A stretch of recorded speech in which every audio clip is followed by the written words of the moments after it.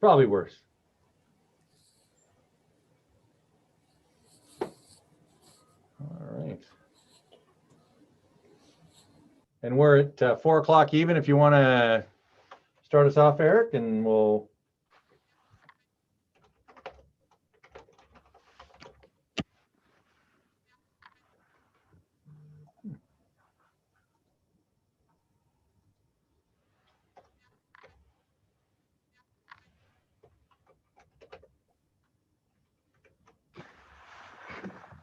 All right, thanks everybody for joining us on February 16th at 4 p.m. for the City of Courtenay regular council meeting. I'd like to first acknowledge that we are meeting and zooming on the unceded traditional territory of the Comox First Nation, and that due to the coronavirus COVID-19 emergency, the City of Courtenay, with authority of Ministerial Order M192, Local Government Meetings and Bylaw Process, COVID-19 Order Number 3, implemented changes to its open council meetings.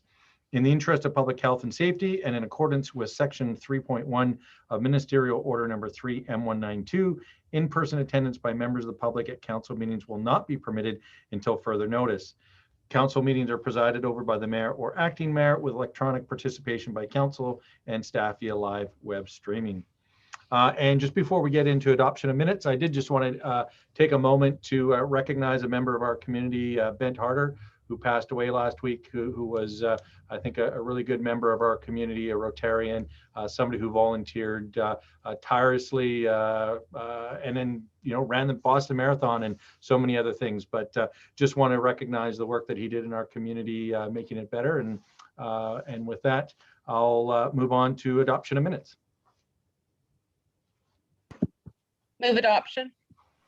Second. Excellent. And there was one correction. Councillor Hilling, did you want to mention that? I know it's already looked after, but. Yeah, just to acknowledge the two short meetings that went in camera. Council was in attendance there, and I believe the second one notes Councillor Frisch, I don't believe, did make that one. But yeah, I think Mr. Rich to have that in hand. Thanks, Mayor. Awesome. Thanks very much for that. That being said, it is minutes. We do have those corrections. I'll assume it's unanimously received, and we'll move on to late items. I haven't been made aware of any, and we have no delegations today. So we'll move right into staff reports and presentations, starting with the ABICC proposed resolutions.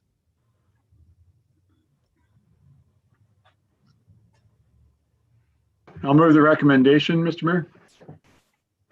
Second. Excellent. Thanks for that. And staff, did you want to speak to it, Trevor? Mr. Kushner? Thank you, Mayor.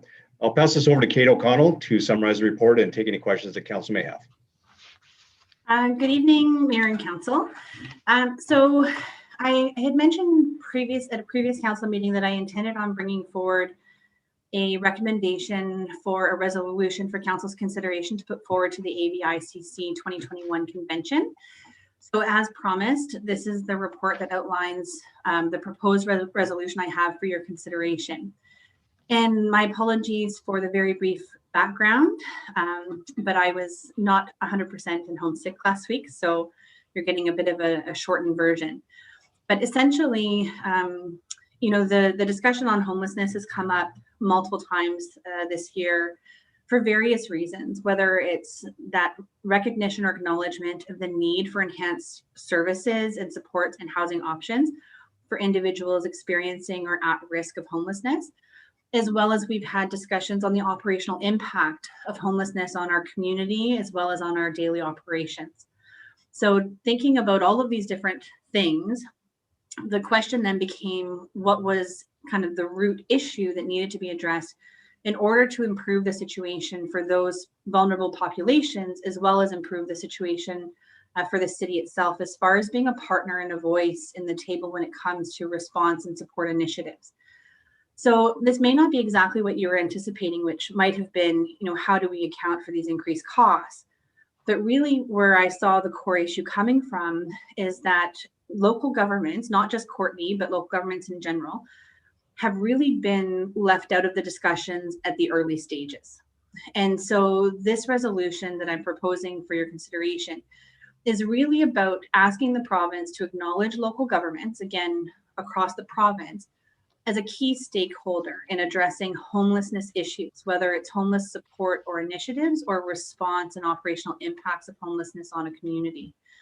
So you can see in the whereas statements, we're talking about that there has been limited communication, often after the fact when it comes to implementing initiatives, that local governments have acknowledged their role in supporting and addressing homelessness and those at risk of homelessness within the community through various means, including supporting nonprofits, emergency response, maintaining our parks and public spaces in a safe and usable manner, as well as what we're trying to do in providing affordable housing opportunities. The next part is having to do with the operational impact. So looking at things like bylaw and public works and those types of things that may not be considered by provincial governments when they're implementing new initiatives. So essentially the request at the end of the day that I've put in here is that the provincial government recognize local governments as a key stakeholder in homelessness response and support efforts and be included in related planning processes prior to implementation. So a little bit different than what I was originally thinking, but I think it's better for all of us to work together to get a better understanding of the impacts these actions have on each group before we can even begin to have the discussion on how are we going to continue to fund the support and the public safety measures that we're implementing at these stages. And with that, if you've got any questions, I'll be happy to answer what I can. Excellent. And we do have a couple of questions that have come up, starting with Councillor Theos. Thanks, Mayor, and thank you, Kate. I really like the intent of this motion, and that communication component is so critical. Often we're seeing that the provincial government, especially in the last few years, has taken on initiatives, as you've been just mentioning, in which have impact in our community and have impact in neighborhoods that we hear the fallout from that impact. And being at the very beginning stages of that conversation, I really feel that it will not only be respectful as a partner, but be able to have our input as in terms of the knowledge of our community and knowing what the impacts could be and maybe mitigating some of those impacts with that conversation.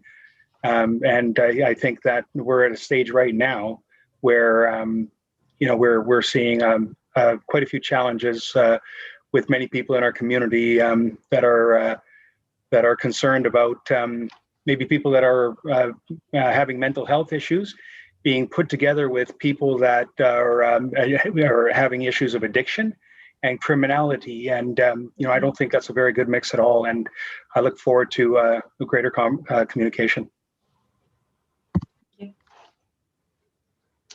Thank you, Councillor Theos. And Councillor Hillian. Thank you, Mayor, and thanks, Kate, for the resolution, which I think is a good one. I just want to clarify from you, though, if we're presenting this, we may be asked to be more specific. I will provide it in a briefing note, I promise. Yeah, I think that in large part what we're dealing with here is the responses to the pandemic, which have been taken, not in the usual context, because we generally have had a pretty good relationship with BC Housing over the last couple of years.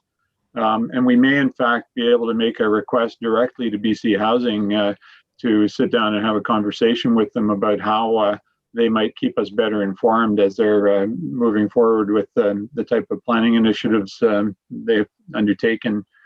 But yeah, I think it would be helpful if you may have some other examples that will help us to put this in context. Thanks. Excellent. Thanks, Councillor Hillian. And this is probably a good time for me to just let you know that I've had a couple of conversations now with the Mayor of Duncan, Michelle Staples, as well as Andrea Capelli from the Homelessness Coalition. And one of the things that I think dovetails into this quite nicely Mayor Staples, rightly so, sort of sees how some communities kind of are in an awkward position. We're not a big community like, say, Vancouver or Victoria, but we're kind of considered rural, but really we become a catchment for some of the challenges that we're speaking about. And looking at the possibility of creating a bit of an alliance and actually heading down to Victoria to have these types of conversations directly with the ministers responsible, so that we can look at what are the challenges, because we're doing a lot of really good stuff, but there's some things that I think there's definitely some room for improvement, and I think it's really just having communities of similar size and challenges being able to articulate that in front of the ministers. So. And I don't see any other questions or comments. So with that, I will poll council for their vote. Sorry, working for words here. Starting with Councillor Cole-Hamilton. In favor. Thank you. And Councillor Frisch. In favor. Councillor Hillian. In favor. Councillor McCollum. In favor. Councillor Morin. In favor. Councillor Theos. I saw Sorry, I'm in something. favor. I'm in favor. Thank you, Councillor Theos. And Mayor. I'm in favor as well. And thanks again, Kate, for bringing that forward. Really appreciate it. Thank you for the time. All right, so there we go. And next we have the license for occupation, if someone would like to move that. Mayor, I can move that. So I'll move that based on the February 16th, 2021 staff report, license of occupation for the shared use of a portion of 120th Street, Comox Valley Rowing Club and the Comox Valley Canoe Racing Club. Council approve option 1 and authorize a license of occupation between the Comox Valley Canoe Racing Club and the City of Courtenay for the shared use of the property having a legal description of portion of PID 004-154-665, Lot 1, Section 68, Comox District Plan 15512, and a license of occupation between the Comox Valley Rowing Club and the City of Courtenay for the shared use of the property having a legal description of portion of PID 004-154-665, Lot 1, Section 68, Comox District Plan 15512, and that staff provide public notice to satisfy the statutory advertising requirements for the disposition of city lands as per sections 24, 26, and 94 of the Community Charter, and that the mayor and corporate officer be authorized to execute all documentation relating to the lease. Second that. Excellent. Thank you very much, Councillor Cole-Hamilton. You made me thirsty while you were doing that. But with that, I'll pass it over to staff. Mr. Kushner. Thank you, Mayor. I'll pass this back over to Kate O'Connell to summarize the report and take any questions the council may have. Thank you very much, Council. So tonight you actually have a joint report seeking approval for 2 separate license of occupation. I combined the 2 into one single report because we are talking about the same parcel land, just with a joint use. This report was a little bit extra work because there are a lot of pieces, multiple players, and different departments have been involved with the 2 user groups over time.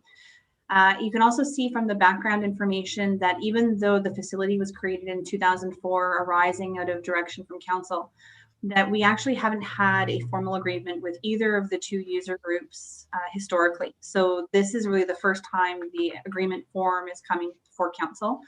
So you're not going to see those tables that I normally give you with changes and amendments. Everything is new. So that's why this is more talking about what the intent was, the history of the relationship, and the shared use of the space. So essentially how the discussion on the formalization of the agreements came into play was the Comox Valley Canoe Racing Club came before council in 2018, requesting council consideration support for an expansion project because they were experiencing significant increase in demand and usership of that facility. Originally, they had proposed to kind of overtake the space that was used by the rowing club. That when staff reached out to the rowing club, they said, no, they're very much interested in maintaining their space allocation. Then it morphed into a discussion as far as what an expanded space would look like. And in the 2020 budget, council had approved a $10,000 capital contribution towards the expansion project of the rowing compound or the paddling compound. However, the $10,000 unfortunately was not actually representative of the final design costs. So the final design cost came in significantly over the $10,000 at $25,000. So trying to undertake the work in 2020, aside from a significant budget deficit between approval and concept, and also any operational delays and just priority delays as a result of COVID-19, the project was not undertaken in 2020. What this did is it gave us some time to work on the agreements. It also gave us some time to look at bringing forward the additional budget requests for council in order to have enough money potentially to fund the expansion project. So the background of the report really kind of wraps up that history and how the pieces kind of fit over the past 5 years or so. So the Recreation and Culture Department, as well as myself, have been engaging with both of the clubs in the recent months regarding the agreements. There were things that needed to be discussed, which were new requirements in the absence of a previous agreement, specifically being insurance. So because there was no agreement in the past, there was no insurance requirements for the clubs prior to now. So we were able to reach an understanding and agreement on the insurance requirements, and both clubs have subsequently secured the necessary insurance. The next piece was talking about when and if the expansion project were to be undertaken, which group would have a use over what portion of the space. So right now they're roughly 50-50 or 49-51, but it will be a disproportional split once the expansion project is completed, and you'll see that in the table provided in the report. The next question is always, what's the rate? How much is this agreement worth to the city? And essentially, we were quite lucky in the sense that I was undertaking the lease renewals for the majority of the air park lands in general. So I had access to a 2019 market appraisal information, which was great. We had just completed the negotiations with the air park, with the marina. So all very relevant information to inform this process. And essentially what I'm recommending is that council consider a bare land value.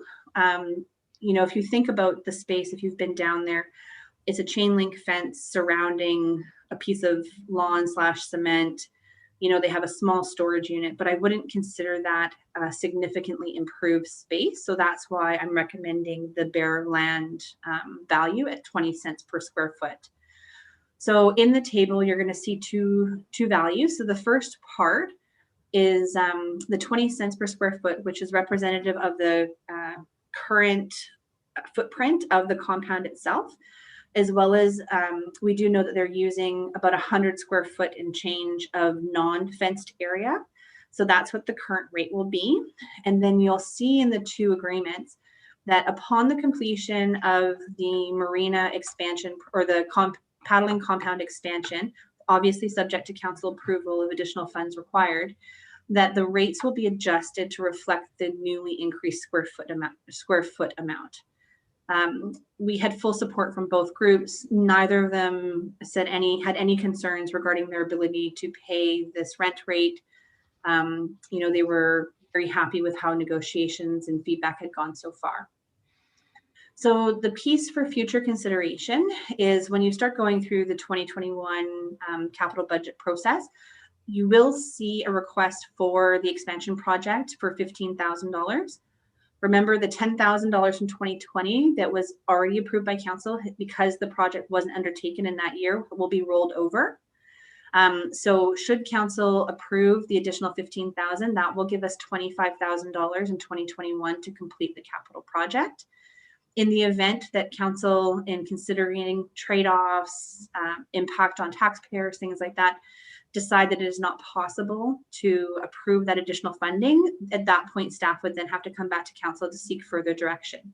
In a sense, are we going back and looking at a reduced plan? Are we going to look at a phased option? Those types of things. But really, until you get to budget approval process and make a decision on that line item, I don't think it's something you need to worry about now. I just wanted to make sure that you were aware.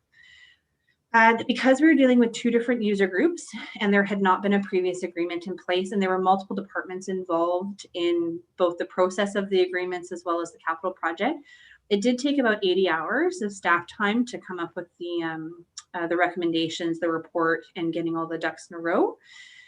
There are some good references within our strategic priorities as well as the OCP. And essentially the recommendation is to go forward with the two license of occupations as they are. They have been reviewed by the two clubs. There have been no further amendments requested by the clubs. And I received emails in support of the agreements as they are. So unless council has changes or provides further direction, we don't have any concerns raised by the two user groups at this time. And that's all for the summary. So I'm happy to answer any questions should you have any. Excellent. Thanks very much for the report, Kate. And that has generated some interest, starting with Councillor Morin. Great, thank you, Mayor. Well, I'm really happy to see this come forward. I know that, obviously during COVID, outdoor recreation has taken on a whole new priority for many people, and we've always had a pretty active rowing. The stand-up paddle boards and the canoe. The outrigger. And all of that, we've got a really active group of folks who do that recreation and also have become competitive in those respective sports. So I think this is great, and I also think that it shows that commitment to kind of celebrating our. Comox doesn't have all the water fun. It gives us a little bit of something to highlight that we live on this beautiful estuary and people can get out on the water quite easily from Courtenay. And I think it's a win-win. I mean, that expansion would be our asset, I'm assuming, and we would have that going forward if things were to change and the clubs were to move on or whatever. So I think it's a good news story and one that we should celebrate. Thank you. Thank you. And Councillor Morin, you raised a very good point, and it's something that is mentioned in the report, but you'll likely notice that I've recommended backdating this agreement to January 1st of 2021. And what that does is it aligns the air park, the marina, and the paddling compound on the same renewal cycle. So that way, I know there's no plans now, but at any point, these are 20-year term agreements. With each renewal term, should council wish to exercise them, but those parcels are now all aligned in their use. So you're not going to have one that might want to change that you have to wait on another. So you'll have the opportunity to look at the big picture if you ever desire so.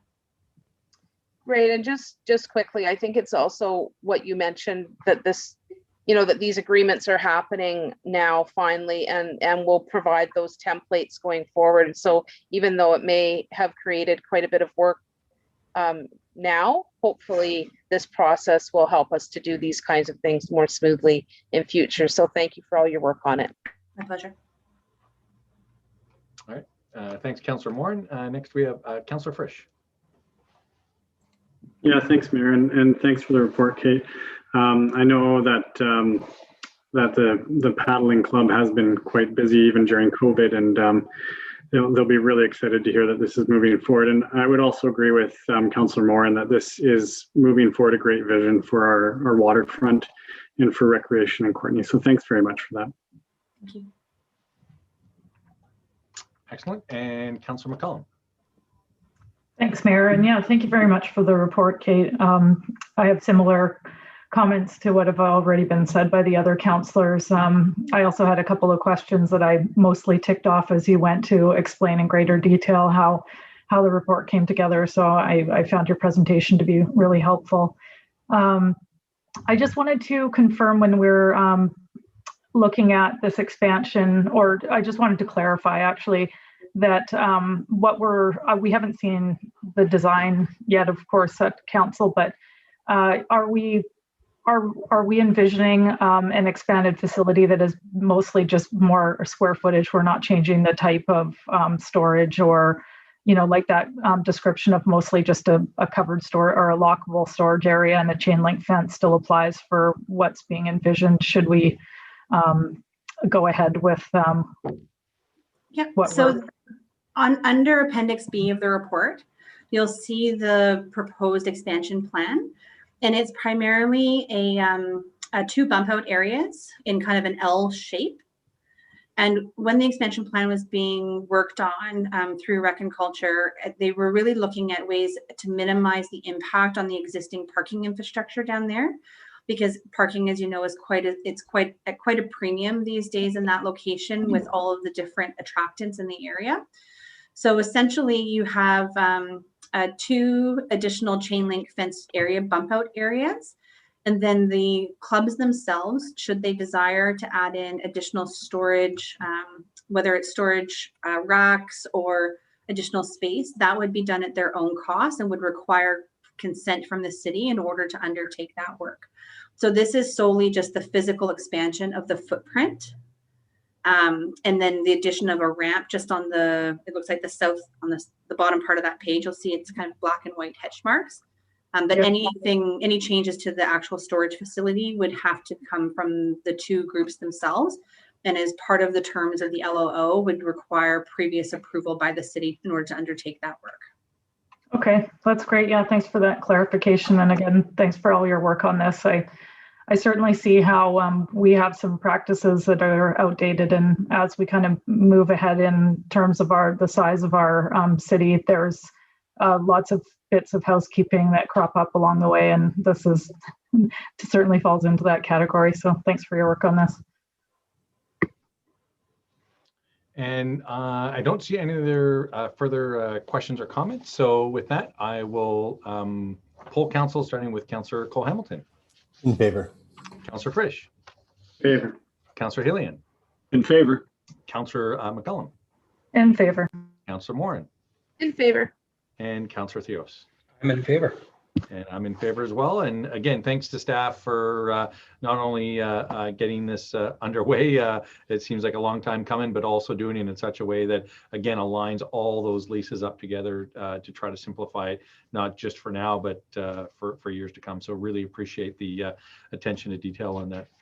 All right, next we have development services. There is a 2800 Arden Road, if someone would like to move that. Council Mayor, I'm happy to move this if you don't mind. I'll move that based on the February 16th staff report entitled Update Proposal Development Permit with Variances number 1908 for 2800 Arden Road. Council direct the applicant to re-engage the neighborhood regarding the reduction in the number of units and provide a summary of neighborhood comments prior to council's consideration of the proposal. Second. That's been seconded. And Mr. Kushner, would you like to speak to this? Thank you, Mayor. I will pass this over to Matthew Fitzgerald to summarize the report and take any questions that council may have. Thank you. Through the CAO to Mayor and Council. So this proposal's for a development of 2 multi-unit buildings. The proposal involves an amendment to a covenant as well as variances and a development permit.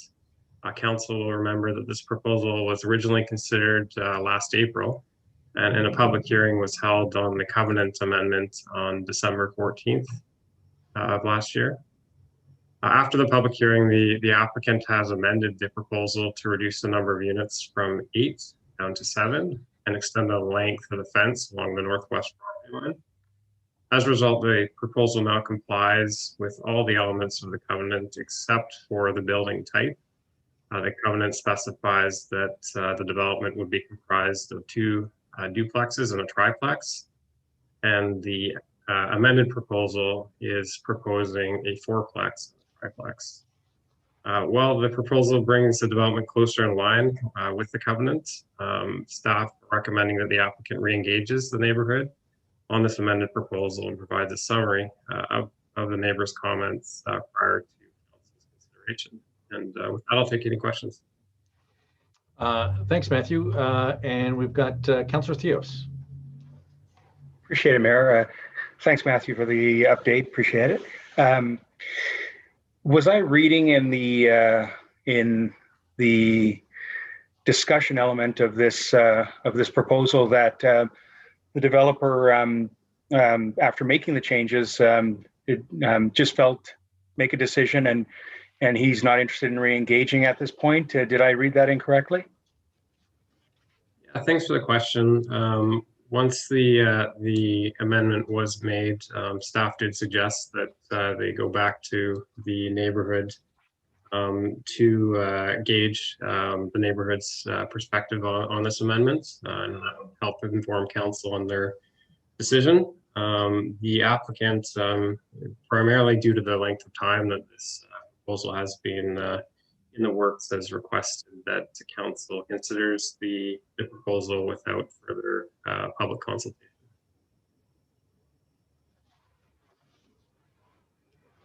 And are you done, Councillor Theos? No, I was just saying, I haven't heard that the motion that Councillor Frisch put forward sounds to me like it wouldn't really be in order when the proponent has just said he'd like to see us make a decision on this matter. Does anyone else feel that way, or are we still preferring to have him re-engage, even though he said he might not want to? Sorry, Councillor Theos, is that a question to your fellow councillors? Possibly, just in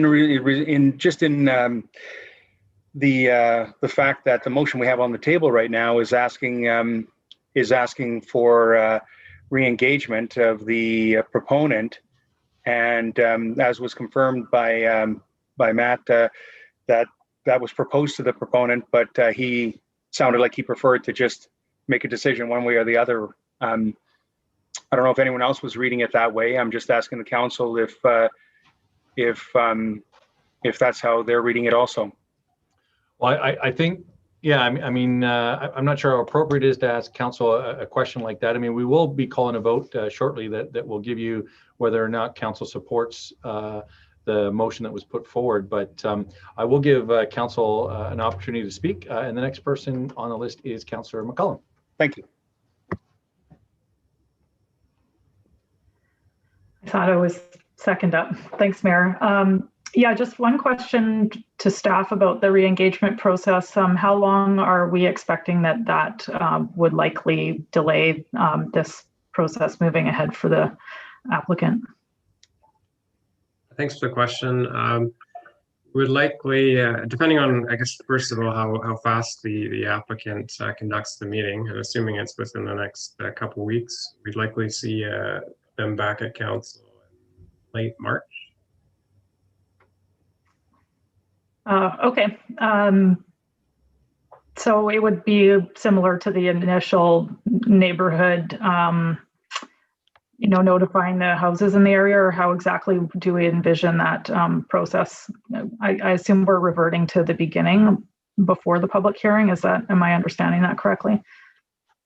Yeah, what we would recommend is that they follow the alternative neighborhood public meeting process, and that's the process that's being used where the applicant mails out a description of the proposal and then provides a date and time where they can answer questions through phone or email on the proposal, and then flex comments that way. Great. Yeah, thanks for that. Yeah, I suppose to speak to this, I'm in favor of voting with what staff has recommended. I think we heard quite a lot of concerns from the neighborhood around this development. So it would seem to me to be a little unfair to those neighbors to not seek their input into this before we go ahead. But I certainly understand where Councillor Theos is coming from. The developer has, I believe, put this as close in line, this proposal as close as it can be in line with the zoning and the covenant, and it's kind of hard to imagine what else we can expect to come out of this. But at the same time, I don't think it's a fair process to go ahead without seeking commentary one last time from the neighborhood.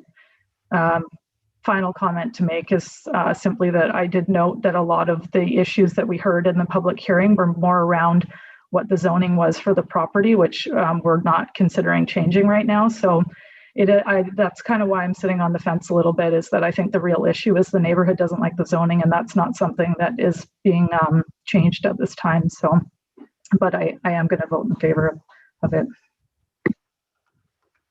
Thanks, Councillor McCollum. And next I have Councillor Hillian. Thank you, Mayor. I think Councillor McCollum summed it up well. The neighborhood is concerned about the zoning that was given to this property years ago in a council decision back then that we're unable to undo. I do want to acknowledge, I think the developer has gone some distance to try and meet neighborhood concerns.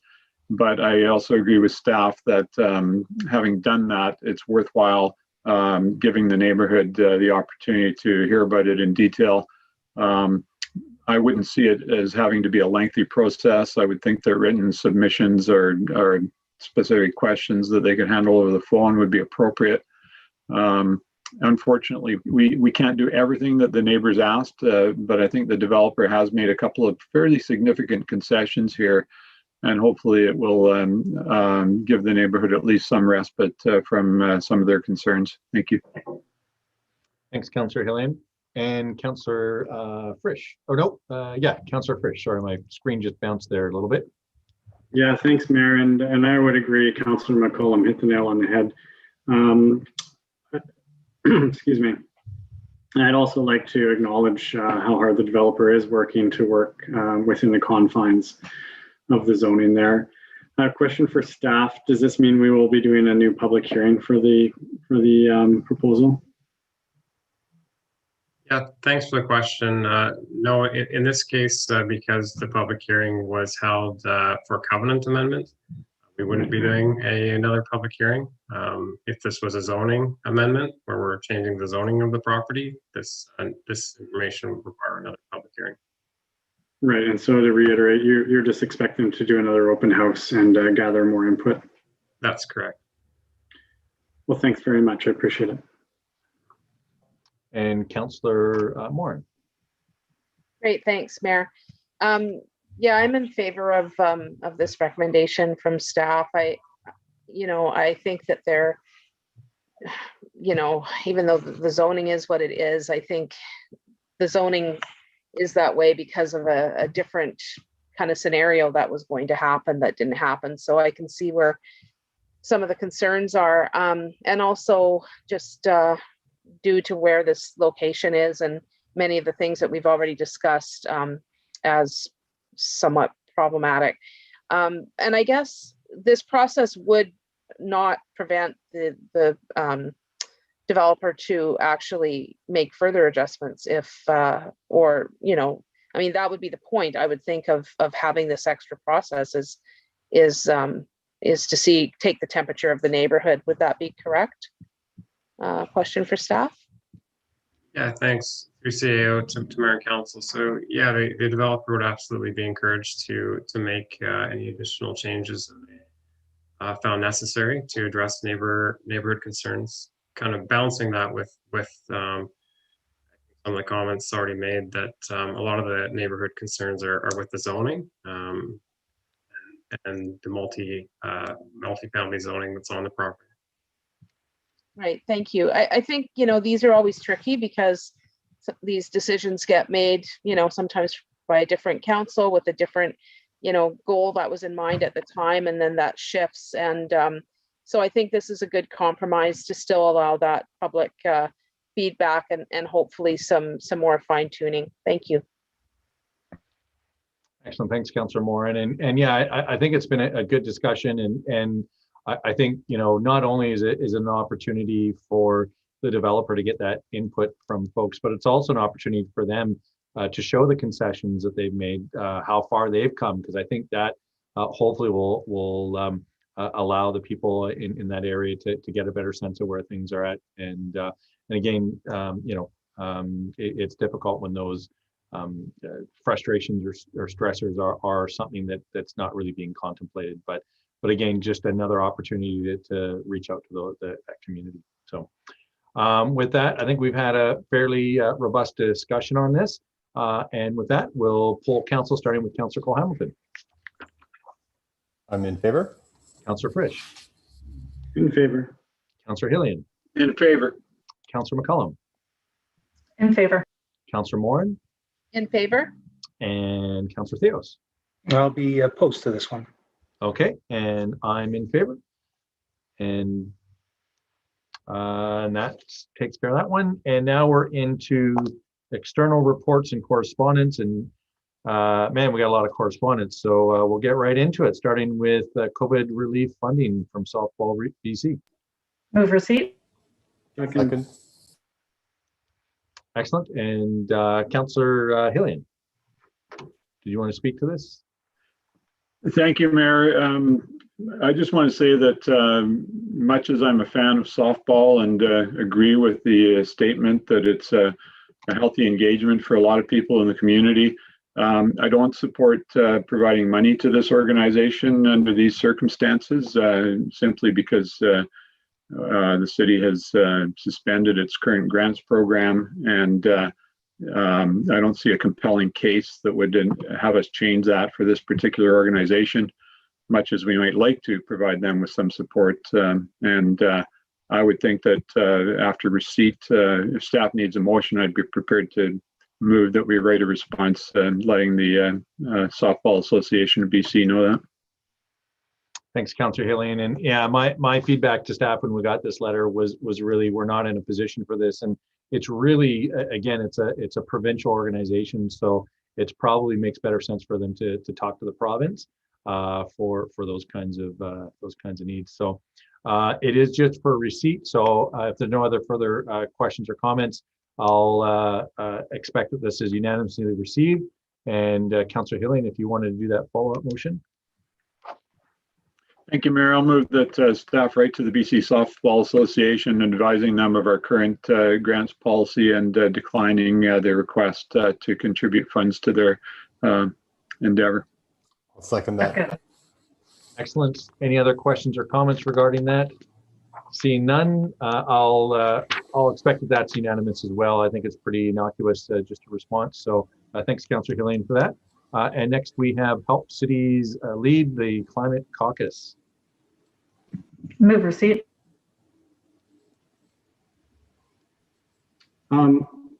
Yeah, I'd second that, but I think there's another motion intended, right? Mayor? Yes. If I may, because I'm a director of Climate Caucus and I also sit on the steering committee of Help Cities Lead and on the steering committee of PACE BC, which is the next letter, I'm just going to recuse myself for this period of discussion. All right. Thanks very much. And I think you, Mayor, yeah. May I put just a different motion on the table? Maybe before we do that, what I'm going to do, Councillor Cole-Hamilton, is I'm going to put you on hold right now.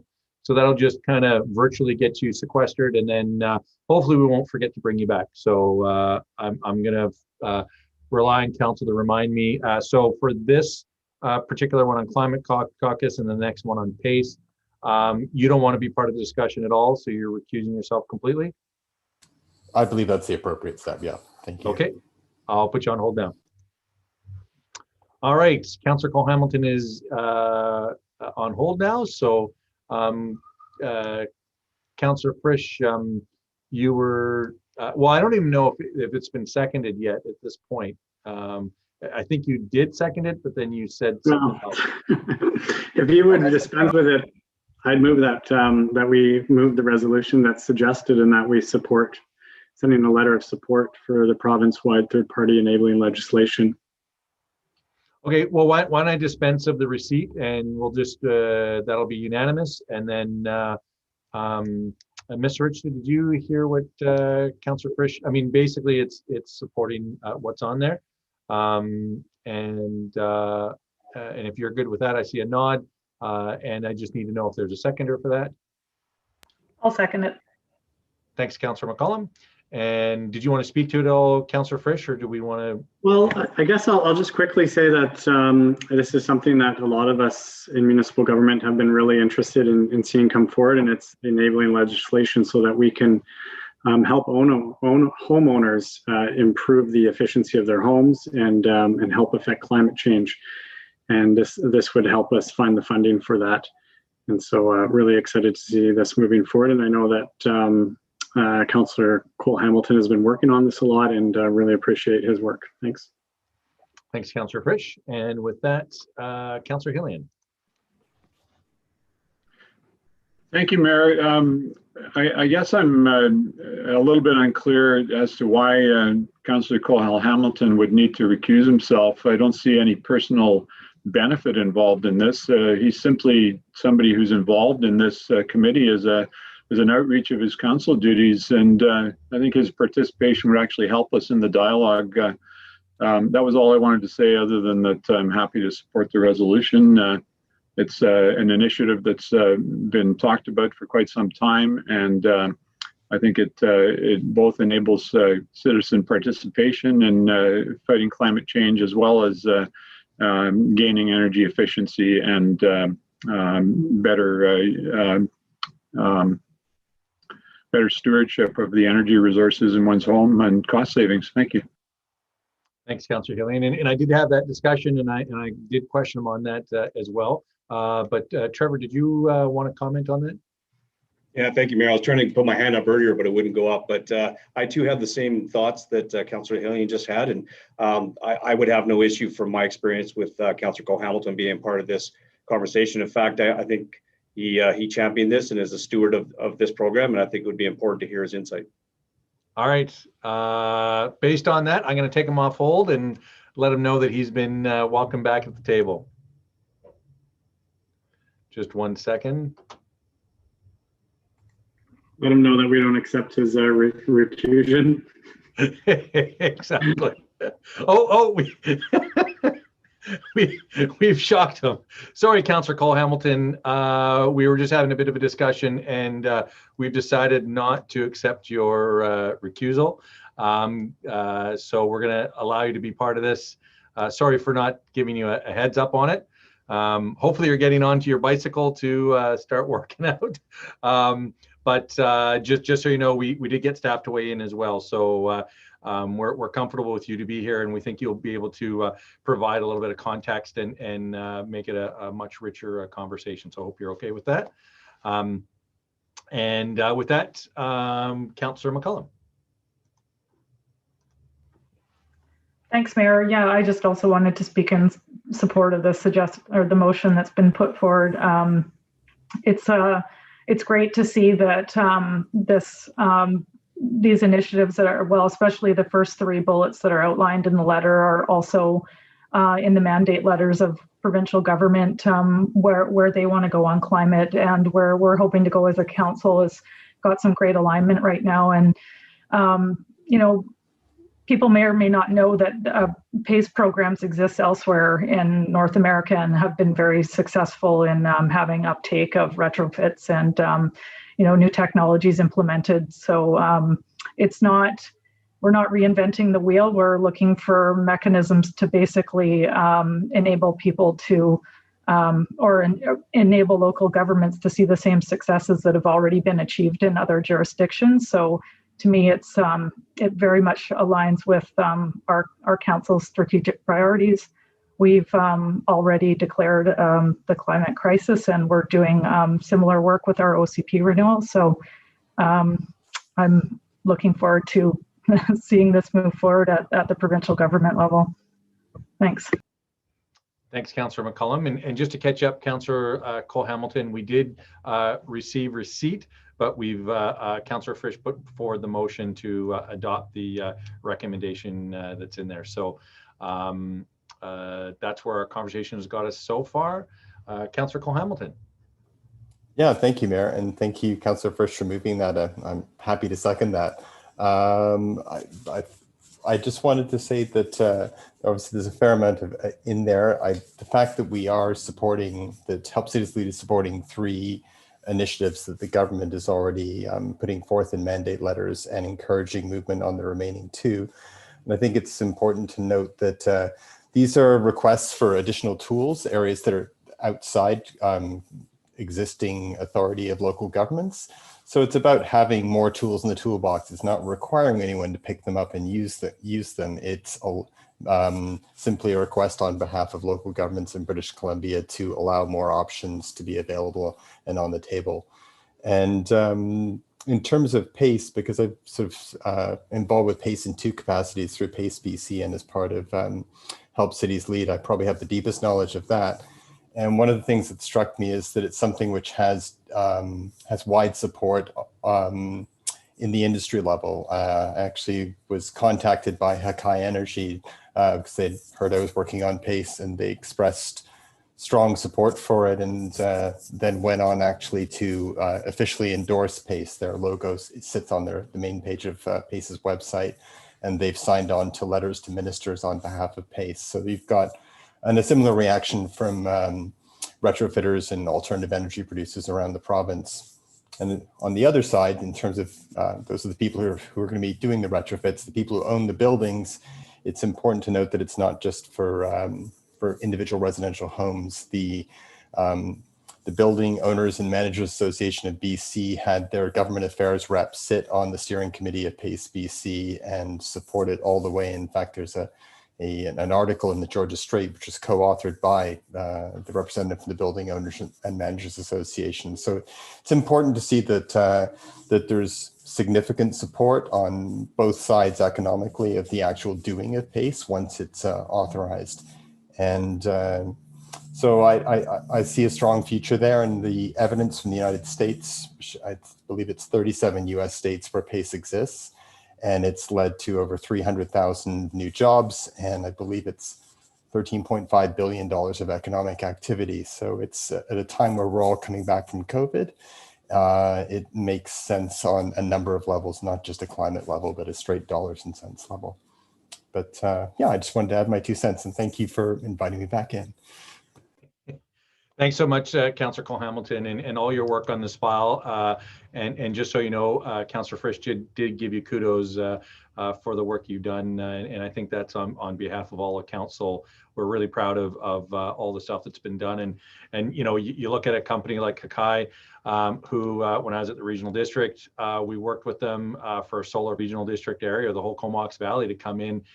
It cost the regional district no dollars other than, you know, using our boardroom, and they were able to do a bulk buy for, you know, hundreds of people that came out and learned more about the technology and the costs and stuff. So I think, you know, really to your point, there's ways that we can move the dial and get things moving along, and it doesn't cost local government any money.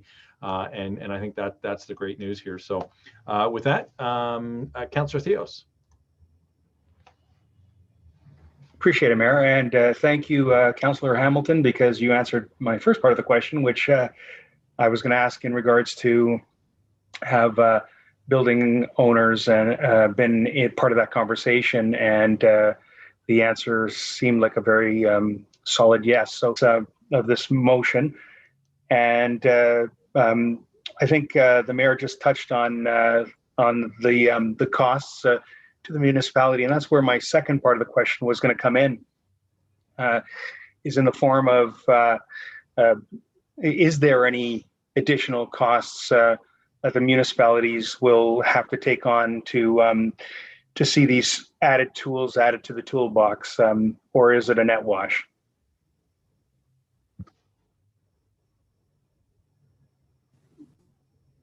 As to whether it wished to bear them, if it, and what they end up being based upon the final design of the policy.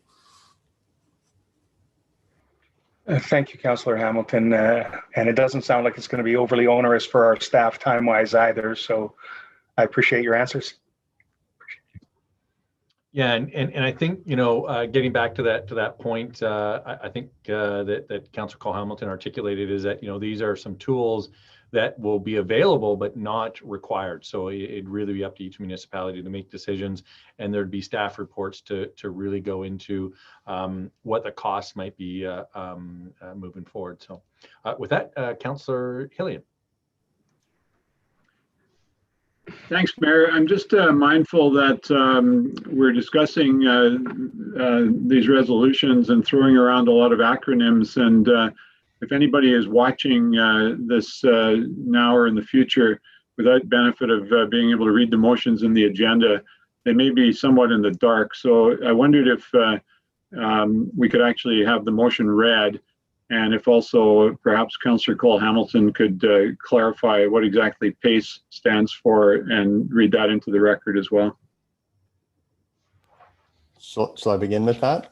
I'd be happy to say, just as context before reading them out, PACE stands for Property Assessed Clean Energy. It's an acronym that has been used, which I didn't know up until a little while ago, but it's an acronym which is being used to describe these kinds of programs where people can borrow for a set series of upgrades, retrofits to their homes, or installation of alternative energy, and then borrow against the value of their house. And the idea is that the length of the loan would be sufficiently long and at a low enough interest rate that they could pay it back each year on their property taxes using the money they've saved due to the benefits, the improvements that they've made. And the idea is that at the end, you would have a house that's warmer, that has greater value, and the costs of the retrofits were covered by the savings that you accrued. So that's property assessed clean energy. And Help Cities Lead, I think we've just been referring to it by its name, but that I'm not sure who's going to read through the resolutions, but I think it'll be spelled out fairly clearly there. Thanks. And I believe PACE is the next letter that we're going to receive. Right now, we're on the Help Cities Lead one, but they're very similar in terms of their purpose and the letter that we'll be sending off, I believe. And I don't see any further questions on the Help Cities Lead one, so I'll poll council, starting with Councillor Cole Hamilton. I am in favor. I just couldn't find the mute button. Thank you. I wasn't sure there, but I think I knew. Councillor Frisch. Yeah, I'm in favor. Councillor Hillian. In favor. Councillor McCullum. In favor. Councillor Morin. In favor. Councillor Theos. I'm in favor. And I'm in favor as well. And next we do have the Property Assessed Clean Energy, or PACE BC letter for receipt. And again, if we want, I can dispense with the receipt and we can go right into the motion. I'll move the motion, and let me find where to find it to read it. Just a second.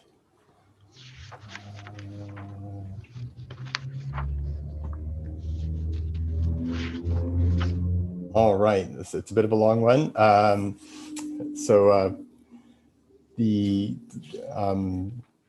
Whereas the city of Courtenay has shown itself to be a climate leader by taking many steps, including in placing a climate lens on our official community plan, and whereas retrofitting buildings across BC is crucial to reducing greenhouse gas emissions and meeting our provincial climate targets, and whereas upfront costs of retrofitting homes and businesses for climate resilience are cost prohibitive to many of our property owners, and property tax assisted clean energy, PACE, lowers barriers to implementing greenhouse gas reductions, adding value to buildings and making them more desirable places to live and work. Whereas PACE BC is working with interested municipalities across BC in the establishment of a successful province-wide PACE program that meets the needs of residents and that local governments of all sizes can participate in with minimal startup costs or staff time. Whereas PACE and the resulting ecosystem of retrofitting programs would create well-paying green jobs during a just recovery from the COVID-19 pandemic and a just transition away from fossil fuel infrastructure-related jobs. Therefore, be it resolved that the City of Courtenay write a letter to the Ministry of Environment, the Ministry of Energy, Mines and Low Carbon Innovation, the Minister of Municipal Affairs, Minister of Housing, and PACE BC themselves, expressing support for BC's legislation enabling PACE by third-party administration and confirming Courtenay's interest in having a PACE program when it becomes available in BC. Second. Thanks for seconding that, and Councillor Cole Hamilton, yet another long resolution. So I really appreciate you, not just all your work on that, but for everything you've done for PACE. But with that, are there any questions and comments? I know we've spoken about it a little bit, but any further questions or queries or comments or anything? Seeing none, I'll poll council for support, starting with Councillor Cole Hamilton. In favor. Councillor Frisch. In favor. Councillor Hillian. In favor. Councillor McCollum. In favor. Councillor Morin. Become non. But this one indicates 132 people experiencing homelessness in our community at that point. And this was basically a year ago, just before the time that the pandemic was declared. I remember volunteering that day in March quite well. Regrettably, homelessness continues to be an issue in our communities, but it is important to have data supporting the numbers as we try to take steps to do something about it. I know that the local community through the Homelessness Coalition also has this information, and will continue to do the work that we're supporting them in. Thank you. Thanks, Councillor Hillian. And Councillor McCollum. Thanks, Mayor. Yeah, I just wanted to follow up with similar comments to Councillor Hillian. I also participated in the count last year, and it was certainly an enlightening and educational experience for me, just to see how many different areas of our community need to be, where everyone needed to be deployed on a certain time just to gather this information. It's actually quite a complex logistical task that the Coalition to End Homelessness undertakes when we do these counts. And yeah, not surprisingly, we've seen the numbers go up. I think people in the community do have a sense that this is a problem that's increasing and not decreasing. Something else I just wanted to point out that certainly caught my attention is there's an additional attachment that references other homelessness counts throughout BC. And with the exception of Cowichan Valley, every other jurisdiction that did a point in time count also saw increases to their homelessness numbers. We often hear that homelessness here is a result of people coming into the area, and that it's kind of a problem that we can't address because there's always this influx. But I would point out that if it's increasing everywhere, that's kind of an impossibility. That it is just from an influx of people, because how could there be an influx of people in every single community except for Duncan? So I think it's definitely a lot more complex than that. The other thing I wanted to point out too is that the numbers for our count saw upwards of nearly 80% of people had been in the community for nearly a year. So it is a local problem, and certainly, people do move around, especially if they don't have a fixed address, but it is something that we need to address in every community. So just wanted to make those comments. Thanks. Thanks, Councillor McCollum. And next we have Councillor Theos.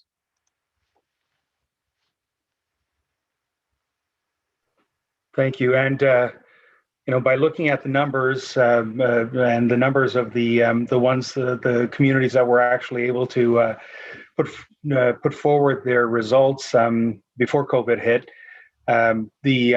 it's extremely clear, as we just heard from Councillor McCollum, that those numbers are going in the wrong direction, and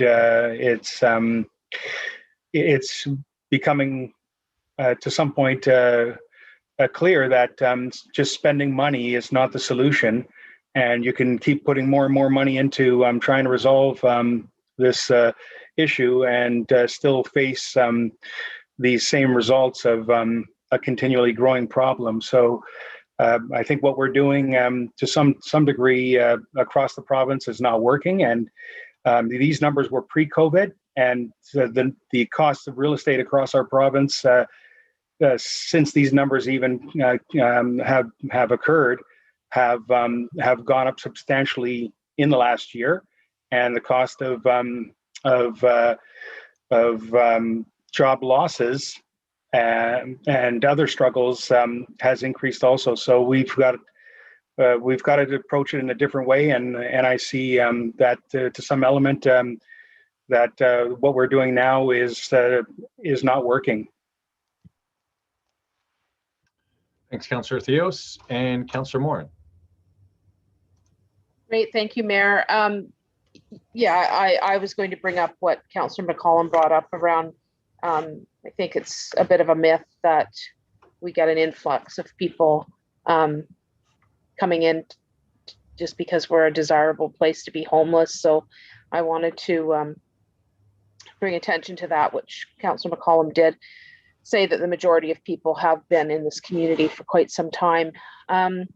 Another sad statistic, of course, is the number of youth under the age of, or young people under the age of 25, as well as seniors, make up about a third of that number, which is pretty devastating when you think that we have elders in our community and young people unhoused. And while I agree with Councillor Theos that, you know, we have to be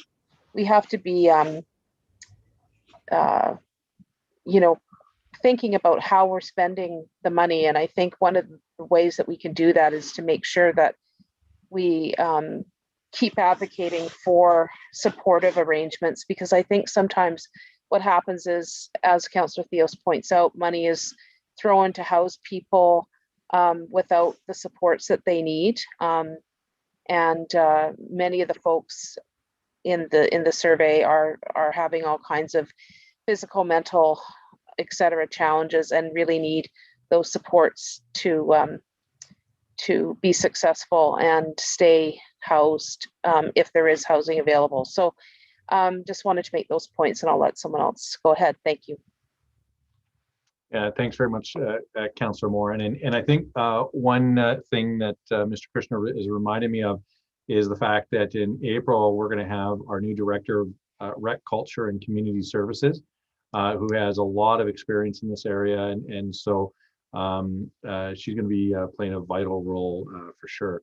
And I think that's something to kind of keep in mind. And again, I think one of the things, especially if we look at housing though, over the last 20 years, affordable housing or supportive housing has just been something that there hasn't been that much money put towards that in comparison to other things. And I think over the last, really just the last few years, we've seen that influx of money and some alignment between the municipalities and the provincial government to help address some of these issues, I think, a little bit more effectively.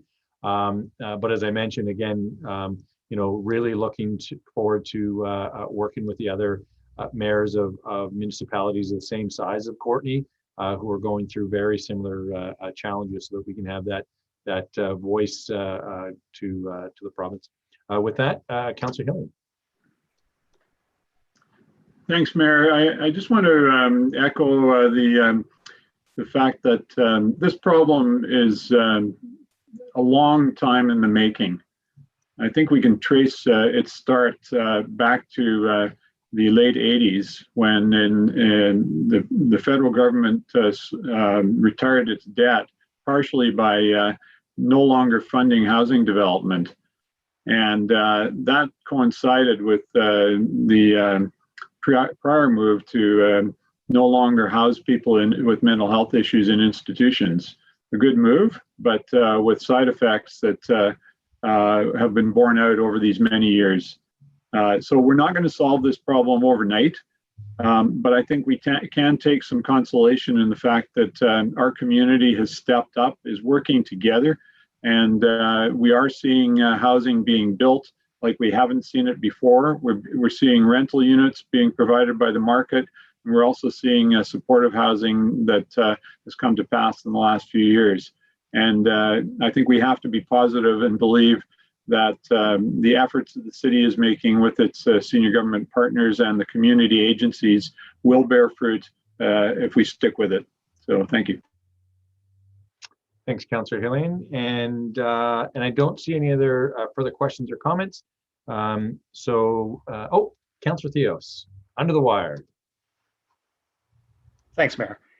No, I really agree with some elements of Councillor Hillian's comments and Councillor Morin's comments. I feel that was the element that I am most concerned about, is that you know, by adding funds and trying to put up facilities for people to live in. The challenge becomes, from my perspective, is that you're putting people, as I mentioned earlier in some of my comments in regards to communication with provincial government, putting people with mental health issues together with people that have addiction issues and people that have criminality the behaviors.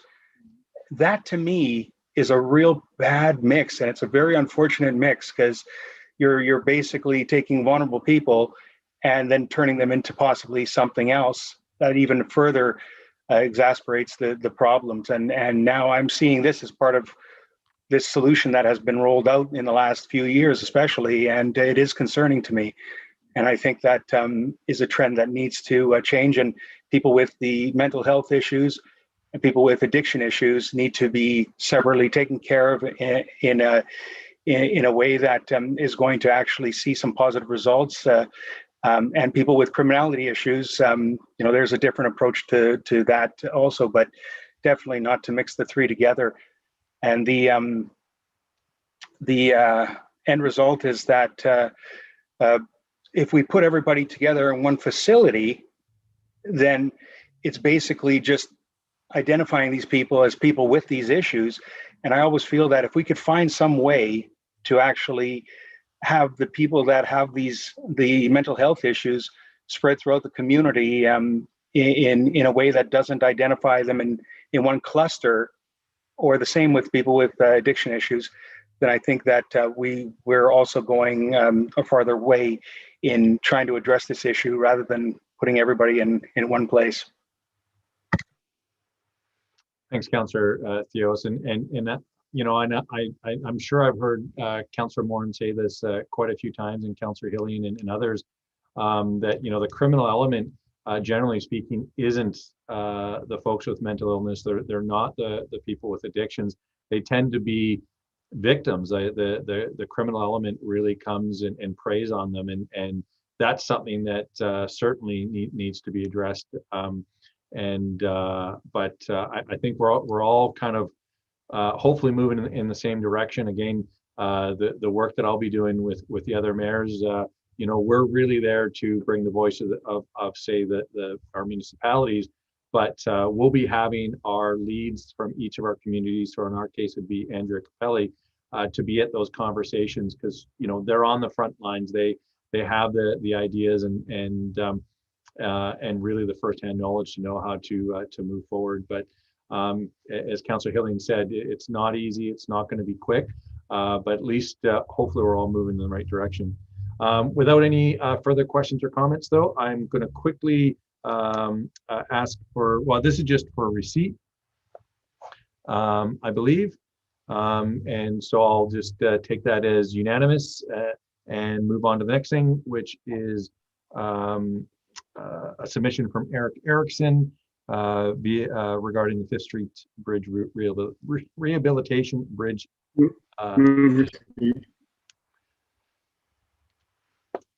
Thanks, Councillor Frisch. Sorry, I was stumbling my way through that statement. Councillor Theos. Thanks, Mayor. And we all know, obviously, the challenges that businesses are facing, and especially a difficult time for small businesses in particular, and local independent small businesses really are facing some challenging times.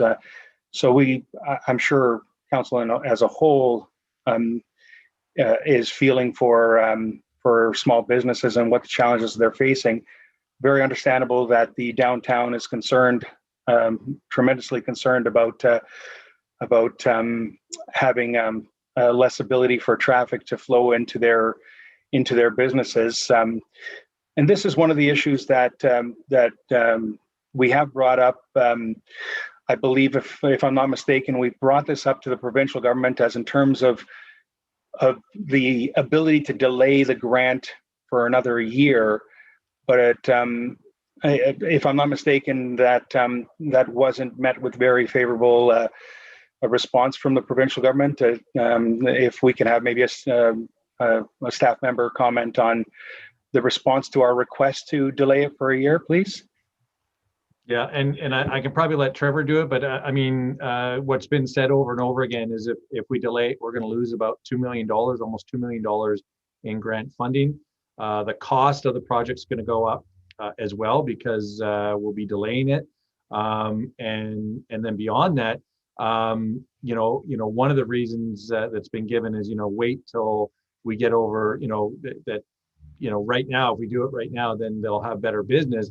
But we already know there's reduced business because of COVID. So really, this would be a double whammy that, businesses this year and last year have been fighting with the issues around COVID. And then if we delayed it till next year, it's going to cost way more money. And then just as we're coming out of the pandemic, we're going to be stuck in a position where it's going to be worse for them. So, but I'll let Trevor Kushner answer as well, because he's probably got something a little more articulate than myself.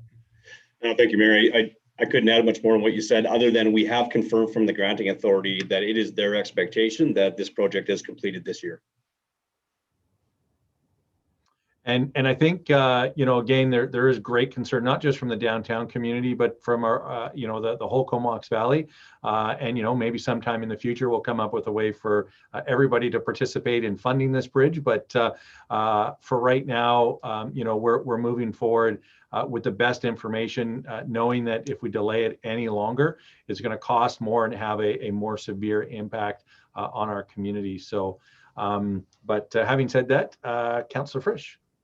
Yeah, sorry, Mayor, I didn't mean to cut you off, and I actually didn't hear a seconder. I guess my feed's a little on and off. Did Ms. Schertzer, I see you nodding. We got a seconder on that? Great. And so no, I'm sorry. Sorry, Mayor. Yeah. We did not have a seconder on the motion on the floor. Thank you. Okay. If somebody would like to second my own motion. If somebody could second it. The vote on it as well. I'll second it. Thanks, Councillor McCollum. All right, it's official. We can talk about it now. Yeah, I was just gonna point out that actually timing might be quite good, because we'll have this all tied up by the end of the year, just as things start to open up, and there really might not be a better time to do it. If we obviously put it off for a year, then it would be exactly like they're expecting. Things just open up and then we close it down. So obviously, no one's happy about the traffic impacts of the bridge being worked on, but we have to move ahead. So thanks, Mayor. Absolutely. Thanks, Councillor Frisch. And again, I think it should be recognized that the downtown BIA from Courtenay does support this project, and in fact has made statements to that. And although there are people who are frustrated, often they're frustrated for either reasons that are incorrect that's been explained to them, or it's things beyond our control. And again, best case scenario right now is that hopefully everybody will be vaccinated by September. So that's well through the summer, and that's best case scenario. I mean, there could be all sorts of things that make things go sideways. So now is the time to do it with the least business impact for sure. Councillor Hillian. Thank you, Mayor. I'm going to vote against receipt, not because of any disrespect to the downtown merchants who I believe in good faith have likely signed this petition, but because I believe that the petition is essentially about making mischief on the part of an individual who has never supported the rehabilitation of this bridge, has advocated for a different approach, failed in that attempt, failed in an attempt to run for mayor, in fact came last in a pool of 4, and continues to, I think, undermine the efforts of the city to move ahead with a project that you've outlined very good reasons why we need to move ahead with. So he did make a presentation to council, had these same reasons explained to him, and yet goes ahead and organizes a petition among downtown merchants. I see it as mischief making. I don't want to give it any further credibility. Thank you. Thanks, Councillor Hillian. And Councillor, you're not a councillor, Trevor Kushner. Thank you, Mayor. It might be appropriate to pass this to our corporate officer, Wendy Sarista, to make comment on the petition itself. you. From the CEO to Mayor and Council. So Mr. Erickson originally submitted this petition January 31st in an email entitled Bridge Painting Petition. It was sent to Council and staff. Staff then followed up with Mr. Erickson as the petition as submitted did not contain all the data for a petition under the community charter and as stated in our own council procedure bylaw. So staff advised Mr. Erickson that there is discretion to receive the petition as external correspondence. Therefore, the mechanism for council to receive the attached for information is appropriate if council decides to do so. All right. And if I understood that, we don't have to. All right. So with that, maybe I will pull council on this one, starting with Councillor Cole Hamilton. Thank you, Mayor. I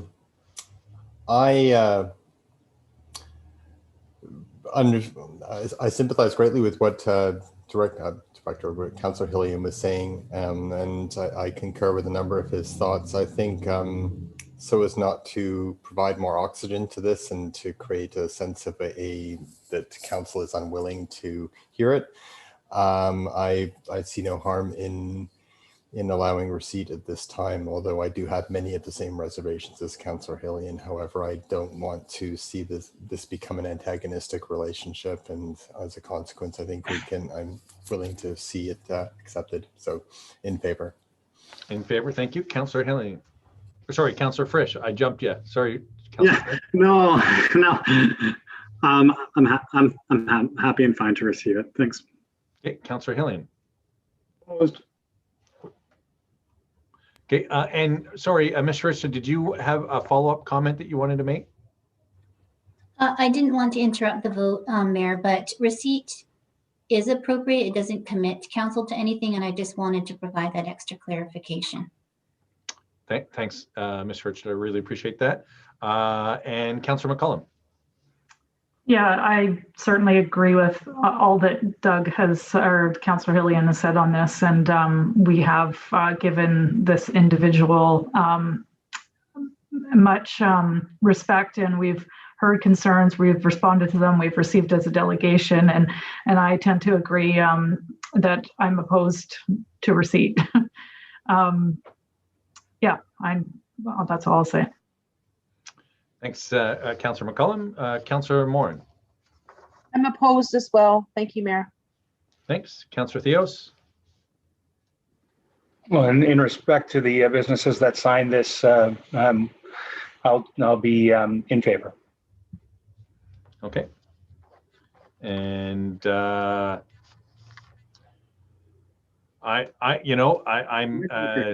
listening to Councillor Hillian, and I totally get the issues around this, and Councillor Cole Hamilton about not adding oxygen to it, and I think I'm going to vote in favor of it, but really again in recognition that some people did sign this, to let them know that we have contemplated it, we have looked at it, and then we're not disregarding their thoughts behind it.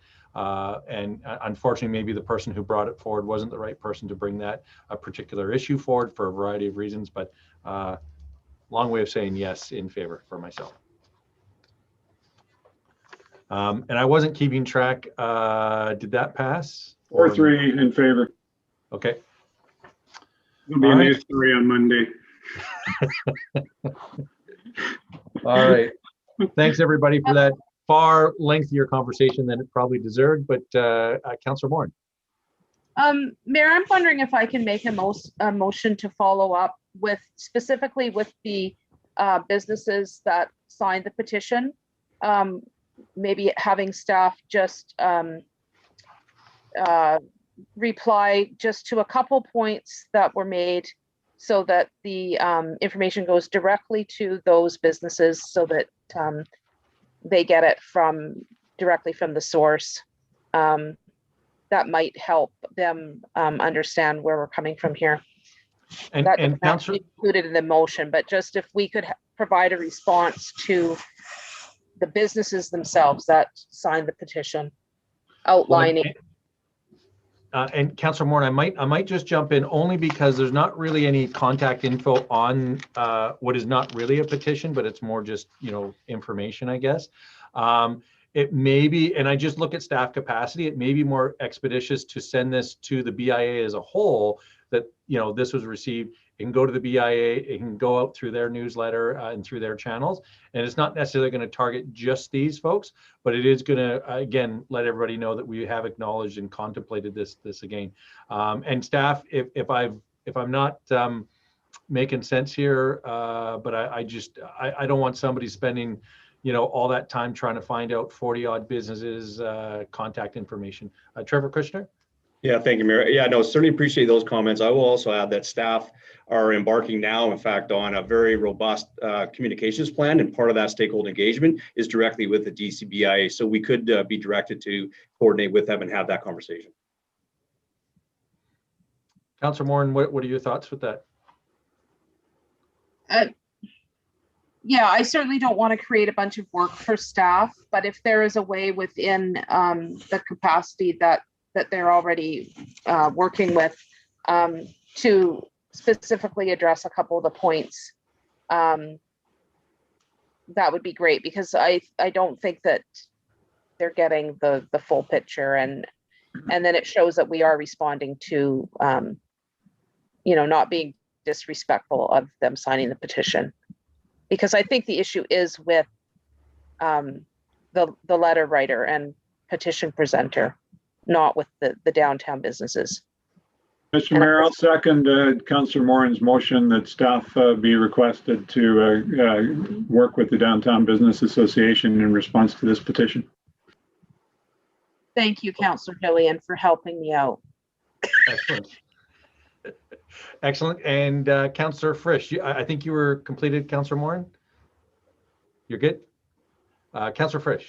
Yeah, thanks, Mayor. I mean, ironically, the non-petition's now a petition, and we're making more work out of it. I'm not really in favor of having staff follow up on this. I think a lot of people that signed it may have signed it unknowingly, not knowing exactly what's going on. There's been lots of opportunity to learn about what's going on, and I don't think it's a big concern. I mean, obviously, business is always a big concern for downtown, but I think most people in downtown know that we're moving ahead with this project, and we're doing the best we can do. So I'll vote against it. Thanks.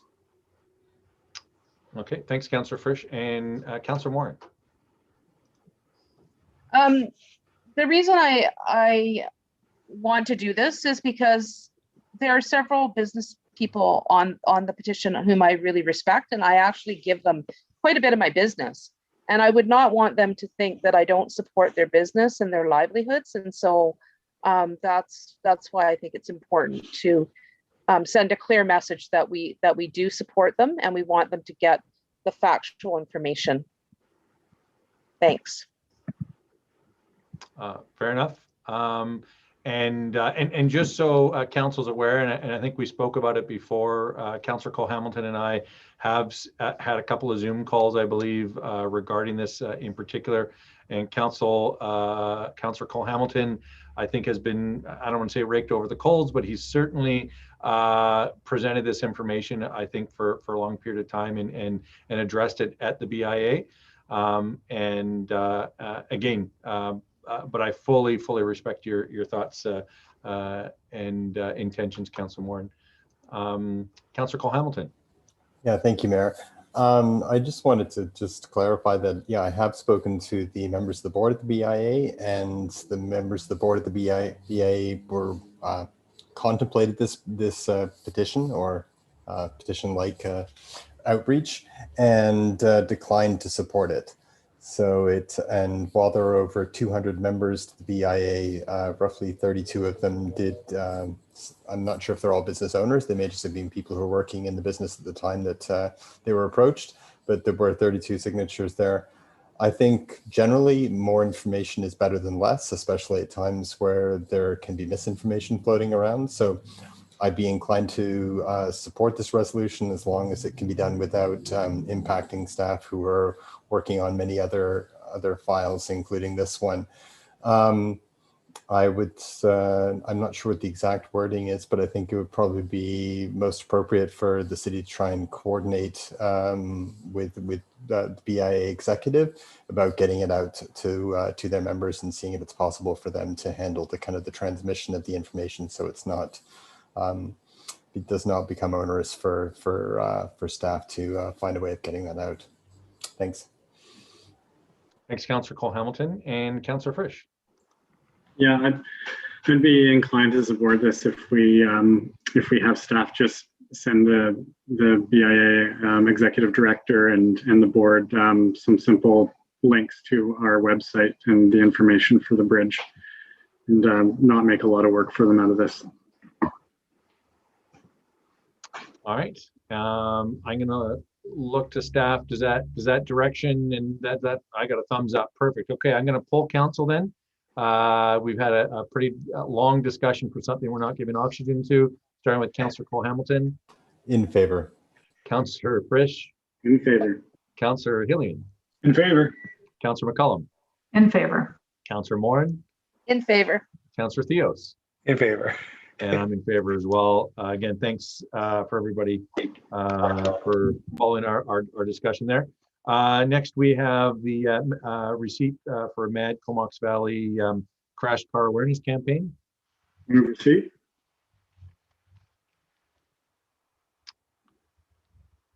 Second. Thanks. Fantastic. And I know I talked to staff briefly about this.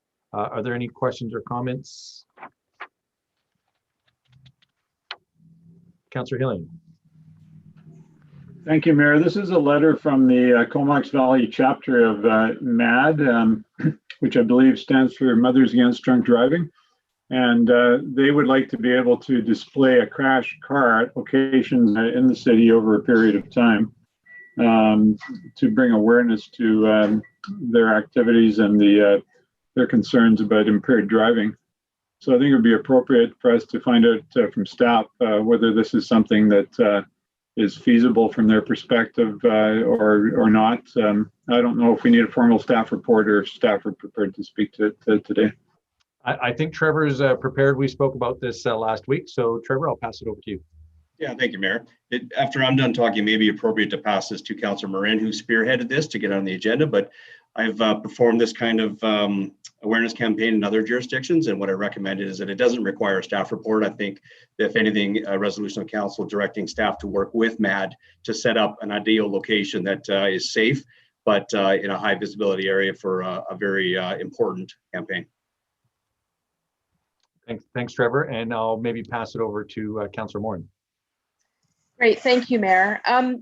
Yeah, I was initially sent this request, which I passed on to our CAO, acting CAO, and this family the person who sent the letter is of course the president of the local branch, which actually wasn't in existence here until relatively recently, when this family experienced a tragedy with a young woman who was hit on the Dyke Road, and they turned that tragedy into, first of all, starting this chapter of MAD and doing a lot of work to get it going, recruiting members, and trying to spread a lot of awareness. And actually, that young woman, with her pretty catastrophic injuries at the time, was going into schools and speaking and doing a lot of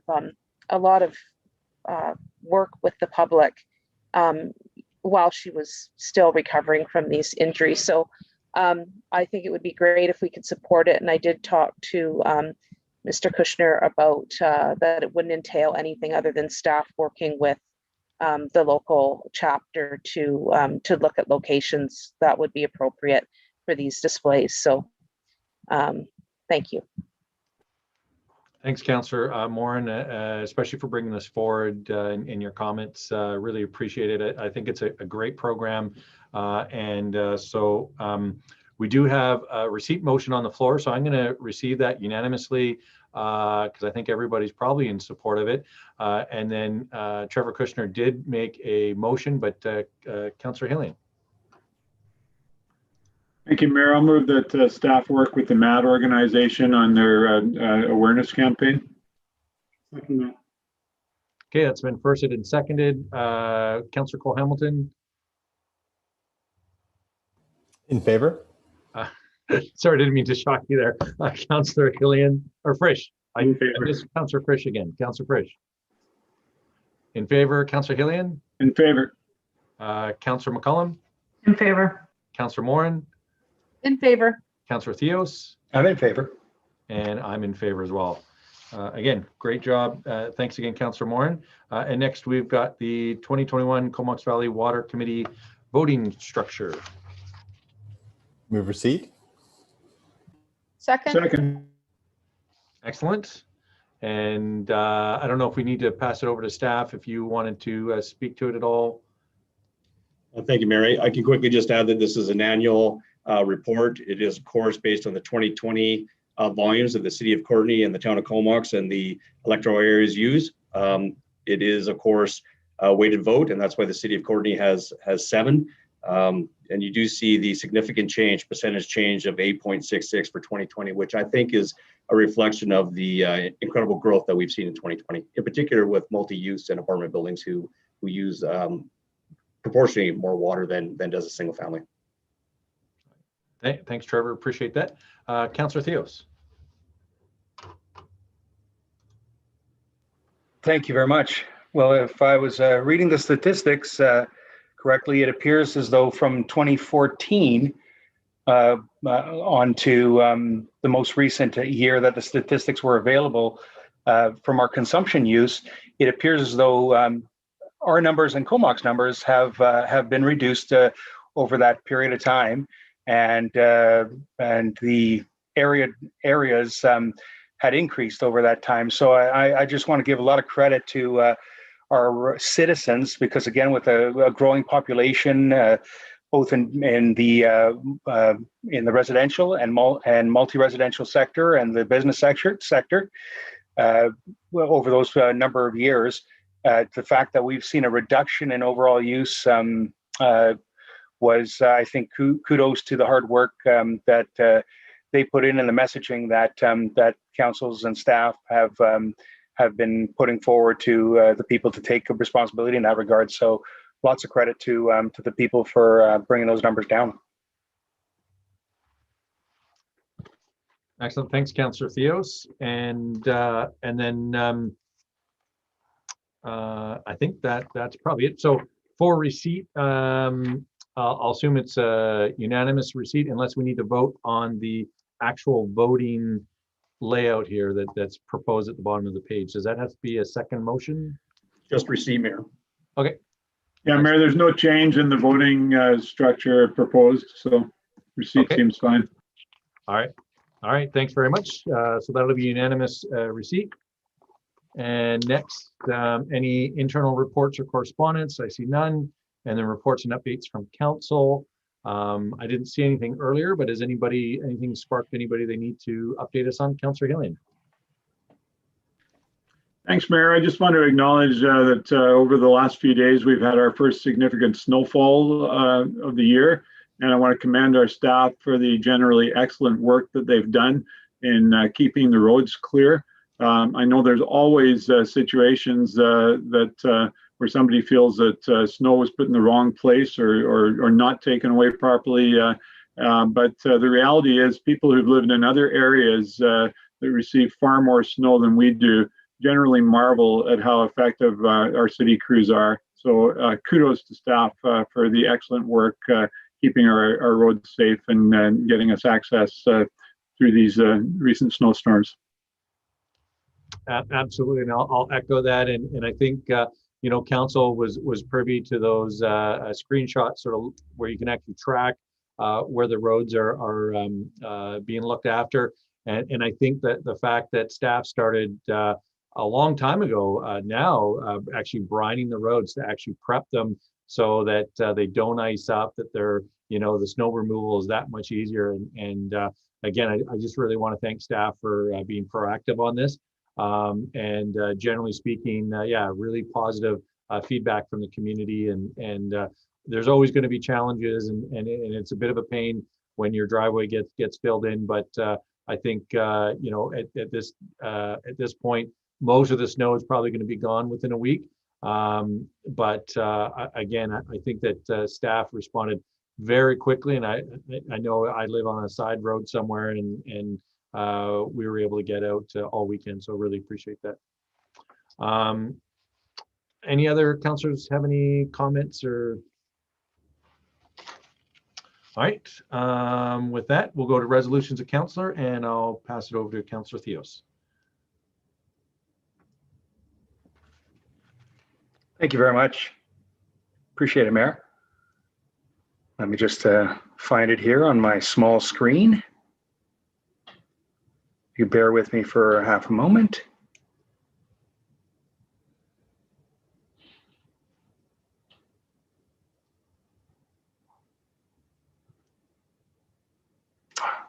There's no background music, so oh, sorry about that. We could let one of the other councillors move it if you'd like. I'd be happy to move it for you. Yeah, I think I've lost it in my little phone here. The screen went yeah, it's frozen on me. So thank you very much, Councillor Frisch. Unless I could find it within the next few seconds, because I'm just about able to. Oh, here we go. I think I've got it. Sorry about that.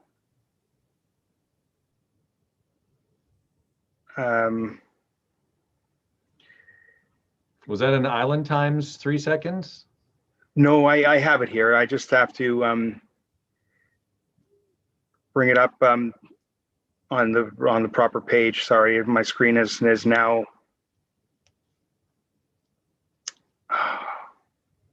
How about we let Councillor? Yeah, sorry about that. Go ahead, and then you can second it. Yeah, that's fine. Sorry about that. Okay. Thanks, okay. Councillor Frisch. Oh, okay. I do have it. Sorry about that, Councillor Frisch. I do have it. I might as well bring it forward. Whereas due to the ongoing concerns raised by Crown Isle residents in regards to speeding on the Crown Isle Drive area, and that the City of Courtenay has an established speed reader program, or sorry, that's the old one. Go ahead, Councillor Frisch. I apologize. Yeah, Councillor Frisch. No problem. So you've got here, Councillor Theos, your resolution, whereas local governments on Vancouver Island, municipalities throughout British Columbia and Canada have reduced speed limits on local roads to improve livability and increase safety, and whereas the Crown Isle community has expressed a strong desire to reduce the speed limits within its neighborhood, and whereas reducing the speed limit in Crown Isle to 40 kilometers an hour will improve neighborhood livability, increase road safety, support non-vehicular use such as cyclists and pedestrians, reduce neighborhood noise levels, increase community interaction, and reduce infrastructure costs. Therefore, be it resolved that Council directs staff to report on a strategy to implement a 3-year reduced speed limit pilot project in the Crown Isle community. Second. Thank you, Councillor Frisch. And would you like to speak to that, Councillor Theos? Yes, I will. Thank you very much, Mayor. I appreciate it.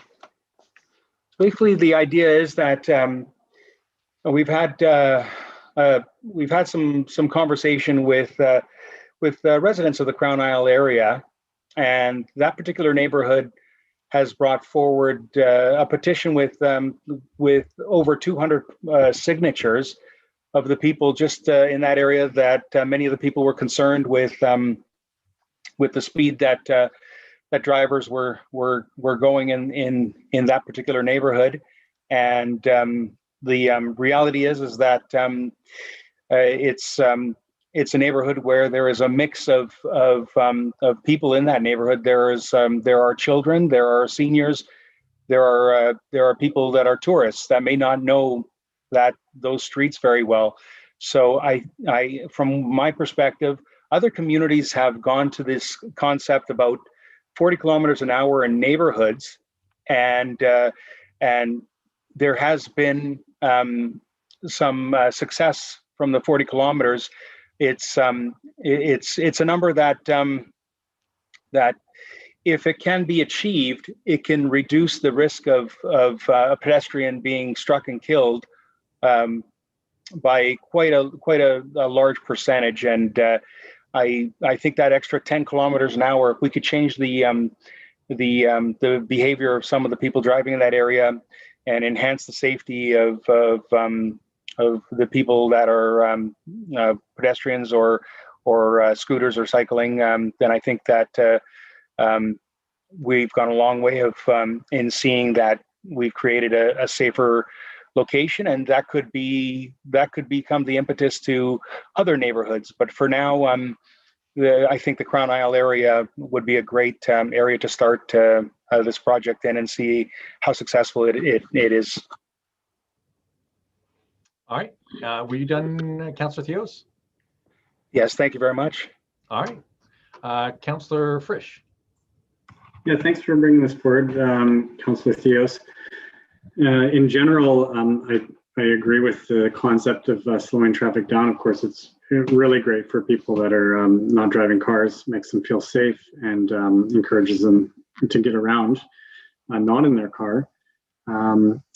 I did a presentation to council quite a number of years ago after being at a conference and attending a MobiCon presentation about road design, and they've clearly found that if you want to slow cars down, you need to design the road to be a slow-moving road. And we've actually had a lot of luck in Courtenay on 5th Street, having narrowed the road significantly, and now you'll rarely see anyone speeding on that section of 5th Street, where it's quite a bit narrower. And something that I constantly bring up with Crown Isle Drive is that, of course, it's a massively wide road, and people driving not only feel exceptionally comfortable, but they'll lose concept of their speed because it's so wide. So I always ask the question, when will we be able to, put some bike lanes on there and narrow that down to indicate to people that they need to go at a slower speed? And so if this motion passes and a report does come forward, maybe we can have that as part of the conversation as when that could happen. I do question the response we'll get from drivers by just lowering the speed limit. I don't know if that'll make the change we're looking for, but I'd be happy to see the report from staff. Thanks. Thanks, Councillor Frisch. And Councillor McCullum. Thanks, Mayor. Yeah, and thanks, Councillor Theos, for bringing this forward. I think it's worthwhile to explore this option for the Crown Isle neighborhood, but also in hopefully looking at other areas of our city over time. It's definitely where things are moving in other municipalities. Maybe not as much in BC, but I noticed in recent months that both Calgary and Edmonton have implemented lower speed limits on residential roads. And the primary objective there is really saving pedestrian lives when there's an unfortunate collision. I believe the statistic I've seen is that the likelihood of fatal accident with a pedestrian goes down by about a half between 60 and 40 kilometers an hour. So, there's good evidence for why this makes sense on residential roads. And I certainly support the concerns raised by this community group that they're looking for ways to resolve traffic moving quick through their neighborhood and also just increasing volumes over time. I think anyone that travels down that road out of Costco has seen a real uptick in traffic over the years, and residents are looking for ways to address that. And I think this is certainly one of them. Something that I would like to see perhaps when we get a staff report back, if this motion passes, is whether or not it would also make sense to look at areas that are designated cycle routes in our transportation master plan to look at this speed reduction as well. Where we already have existing bike lanes and people are traveling with traffic, it seems that if we're going to be looking at areas where a small reduction in speed limit could really improve safety, and it may be more effective to look at not just the Crown Isle neighborhood, but a few places in the city at the same time. I'll leave that with staff, but I would certainly be supportive of seeing both things looked at in conjunction if we're going to start putting out different speed speed limit signs and looking at how best to implement this. Maybe we could take a broader view. But yeah, I certainly appreciate this this initiative. Thanks. Thanks, Councillor McCullum, and Councillor Moore. Thanks, Mayor. Yeah, I had a few questions because the motion just addresses the speed limit, and it doesn't specify, would this just be the one road, like Crown Isle Drive, that would be impacted? So those were a couple questions. But I mean, I do notice when I'm in that area that there are a lot of pedestrians out and about in that area. There's quite a few little interlocking trails in conjunction with the golf course. So I think that it's something to be looked at, but I just wondered, it doesn't indicate that in the motion for a staff report either. It just talks about a pilot project. So I just wanted a bit more clarification of what this would entail and whether it's something that staff can, you know, see as feasible going forward and have the capacity for. Thanks, Councillor Morin. And just the therefore be it resolved does say direct staff to report on a strategy, and that it be for the. Oh, sorry about that. No, it's all good. And there may be another one that I know Councillor Theos had another one that he was reading from as well. So it might be some cross pollination between the two. But yeah, so but it was specific to a reduced a speed limit pilot project in the Crown Isle community. So I think it's not necessarily open-ended, but it's, you know, kind of looking to see what makes sense. So I don't know if Trevor, if you wanted to respond. Yeah, thank you, Mayor. I think for staff, the motion is fairly clear. I think the Crown Isle area is well defined. We also know that a lot of our neighboring jurisdictions, including Elm River, Victoria, just top of mind, are embarking on this kind of initiative. So we'll certainly be leveraging those relationships and other relationships across BC. I would also say that we'll be leveraging stakeholder engagement with the RCMP as well, very robustly, because they, of course, enforce moving violations. But I think this is a really good start to a bit of a change in how we monitor traffic and pedestrian and motorist interface. And I will say that Councillor Fish raises a good point in that Crown Isle Drive is exceptionally wide, and that does, in my opinion, from my experience, does lend itself to a little bit more speeding and people getting faster than the areas allow. That said, we also know that Council recently adopted an asset management bylaw, so we'll also be contemplating the capital and operational outcomes of potential strategy mitigations. And thank you, if I may, thank you, Trevor, I appreciate it. But part of your answer there was to say that this would be answering Councillor Morin's question in regards to if it was just the one street, Crown Isle Drive. The answer is no, it would be that whole designated area of Crown Isle. And I believe I heard that within your answer, Mr. Kushner. So thank you very kindly.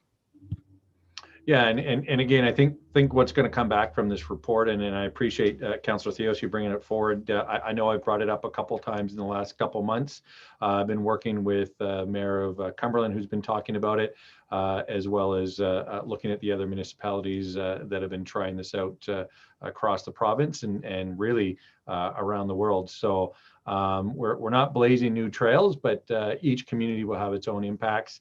I like the fact that it is open-ended, just looking for a way to, is reducing speed going to be effective? What's the impact going to be for the RCMP? Those kinds of things, so that we can make sure that if we're going to do something that it is hopefully effective. And as Trevor Kushner said, you know, leveraging those relationships with other municipalities that are doing this as well, so that, you know, again, it's been at UBCM, it's been at AVICC, having a provincial regulation for residential roads would make the best sense in terms of it being the same everywhere. But in the meantime, we can just look to make sure everybody's relatively close to being on the same page. And really, for those that have done it already, how effective it's been.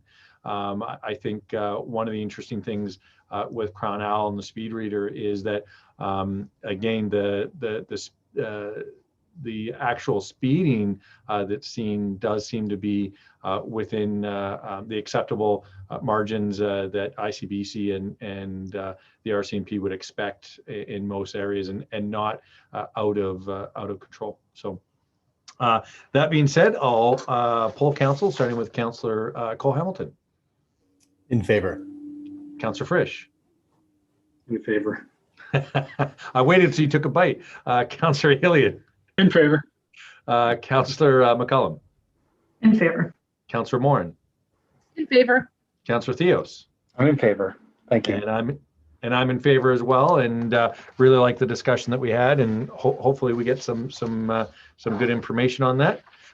And moving right along, maybe Councillor Hillian, if you wouldn't mind doing the next one.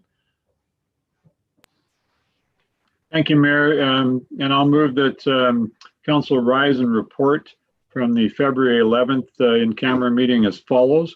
That based on the February 11th, 2021 confidential staff report, Kuskokwim Declaration of Bear Trust and Agency Agreement, Council approve option 1 as follows. That given that Council wishes to partner with the Comox First Nation to protect, preserve, and enhance the natural treasure known as the Kuskokwim, and to acknowledge the preservation work of the Project Watershed Society, Council resolves 1, to enter into the Declaration of Bear Trust and Agency Agreement dated for reference February 16th, 2021, between Project Watershed Society, the Comox First Nation, and the Corporation of the City of Courtenay. And 2, to acknowledge the terms and conditions of the purchase agreement dated for reference February 16th, 2021, between Project Watershed Society and Interfor Corporation that is referred to in the trust agreement, and that pending a council decision and final agreement among the parties, Council rise and report at future open council meeting and communicate the accepted agreement through a joint media release. And if there's a second, I'll just say a few words. Second. Excellent. That's been seconded. Back to you, Councillor Hillian. Thank you, Mayor. So as people know, we've been working on this for 4 or 5 years, and what we're rising and reporting on today is an agreement that has been reached that the land purchase will go ahead, and through a Bear Trust agreement, Project Watershed will in fact take on the ownership on a temporary basis, while the city and Comox First Nation continue to work on their management agreement for co-ownership.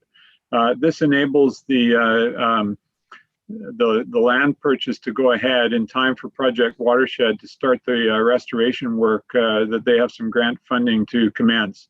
And as Council knows, we've all looked forward to this day when we can actually see progress on the site. This is a historic occasion where we combine both the city's desire for flood mitigation, for the aesthetic rehabilitation of that land, combined with reconciliation with our First Nations community as the land is restored to its pre-colonial state, and eventually returned to the full ownership of the Comox First Nation, for which it has significant historical significance. And I just want to acknowledge the hard work of all of our staff, in particular our retired administrator, Mr. David Allen, who's continued to do some work on behalf of the city, working towards this, along with our partners at Comox First Nation and Project Watershed, and all the people in the community who have worked so hard to support this, along with our provincial government that brought significant money to the table to complete the deal. Thanks very much. Thanks, Councillor Hillian, and really thanks for all your work on this project over the past years and support. Councillor Cole Hamilton. Yeah, thank you, Mayor. And I just wanted to echo your thanks to Councillor Hillian, specifically, and to everyone else in City Hall staff and council who've assisted along the way. And this is, I've been struck by how this is one of those rare projects that captures the imagination of an entire community. There are many worthy projects that are undertaken every year, and this one has captured the attention of the Comox Valley. And I think it is that remarkable combination of reconciliation in practice, of living it and doing it, of preserving and rehabilitating our land, and also doing something to mitigate climate change by allowing the river the room to run. And I just know that through various associations and conferences, I've had a chance to refer to this project with people from across the country, and it has also captured their imagination as well. I think the idea that a First Nation, a government, and a nonprofit could come together in such a productive partnership and bring the community along with them is a source of hope really for everyone. And I think that's why it's captured people's imaginations. So it's a great moment and a great day that we've come to. So thanks to Councillor Hilly and to all the members of the community who've supported it through these years. Thanks. Excellent. And I have to say, you know, it's been many years since a guy by the name of Jack Menard introduced me to Tim Ennis. And the first conversation we had was around this before it had a name or anything like that. And it seemed so impossible, but just, you know, his dedication and the fact he'd done it someplace before, Tim was just like, it's going to happen. And I even look back at last November. I mean, it's been years and years in the work by some very dedicated folks. But at the end of November, on their telethon, they raised, you know, almost $100,000 across our community on a, you know, a Zoomy Facebook telethon. You know, that really just shows how much the community is behind this project. And again, I think it's just really exciting to see how far we've come. So thanks again, as everybody else is saying. So with that, I'll poll council, starting with Councillor Cole-Hamilton. In favor. And Councillor Hillian. Councillor I know. Frisch. Councillor Frisch. I usually have a list here with everybody's name, and I got a new monitor and it's gone now. So sorry, Councillor Frisch. I'll do better next week, I promise. Councillor McCullum. In favor. Councillor Morin. In favor. Councillor Theos. In favor. And I'm in favor as well. Next, we have an in-camera motion. I can move this, Mayor. Thank you. I'll move that a special in-camera meeting closed to the public will be held today at the conclusion of the regular council meeting pursuant to the following subsections of the community charter: 91C, labor relations and employee relations, and then 91K, negotiations and related discussions respecting the proposed provision of a municipal service that are at the preliminary stages and that in the view of council could reasonably be expected to harm the interests of the municipality if they were held in public. Second. Excellent. Any questions or comments regarding that? Seeing none, polling council, starting with Councillor Cole-Hamilton. In favor. Councillor Frisch. In favor. Councillor Hillian. In favor. Councillor McCullum. In favor. Councillor Morin. In favor. Councillor Theos. I'm in favor. Excellent. I'm in favor as well. And we have some unfinished business. The ABICC call for resolutions. Move receipt. Second. Excellent. And I do have a resolution that I'll be sending off to staff at some point, but unfortunately, I did not get that out. Oh, actually, I might even be too late now. Looking at the expiration is February 26th. So, but that's okay. Trevor. Yeah, thank you, Mayor. I actually maybe appropriate to send this to our pass over to our corporate officer who can talk a little bit about that timeline. Okay. Thank you. From the CEO to Mayor and Council. Council will likely recall that the call for resolutions package was received January 18th at the regular council meeting. So further to the resolution proposed by staff at today's meeting, this item is on the agenda to serve as a reminder that the February 26th deadline for submitting resolutions to ABICC is approaching. Each resolution must include a separate backgrounder, such as a briefing note specific to the resolution. The February 22nd Committee of the Whole meeting will be the last opportunity for council to submit their resolutions to staff. That will allow for the remainder of the week for staff to prepare any required briefing notes by the submission date. Thank you. Thanks very much, Wendy. I really appreciate it. And I had the calendar on the wrong day. So yeah, we do have till Monday. For some reason, I had it on 2 weeks from now, and I was like, oh, the date's come and gone. But yeah, thank you very much. So we do have till Monday to get that in. And I would say tomorrow would be the day to get that in so that it's got time to get onto the agenda. Does that make sense, Wendy? Yes, thank you, Mayor. That would be great if we can receive it in advance. However, we still have that opportunity at the Committee of the Whole, and we'll make sure it's on there as unfinished business again, just to close the loop. Awesome. Thank you so much. I really appreciate your assistance in this and keeping us on track. So with that, it is kind of unfinished business. I don't think, did anybody have a resolution they want to bring forward? Because if not, I'll just accept this unanimously from council if you're okay with that. And I see some nods, so that sounds good. And next we have some bylaws for third reading.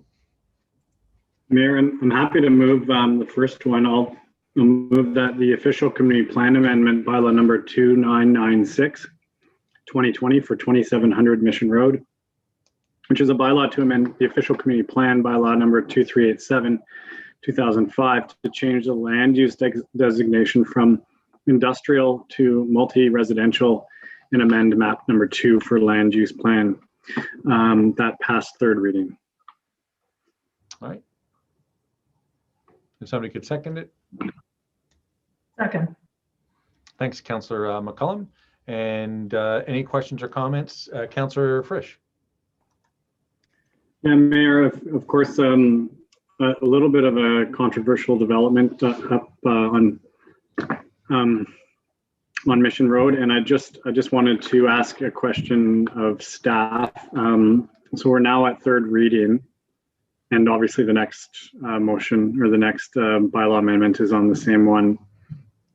What's up next for this development, and what's the process moving forward if council's maybe looking for, some more changes to the development?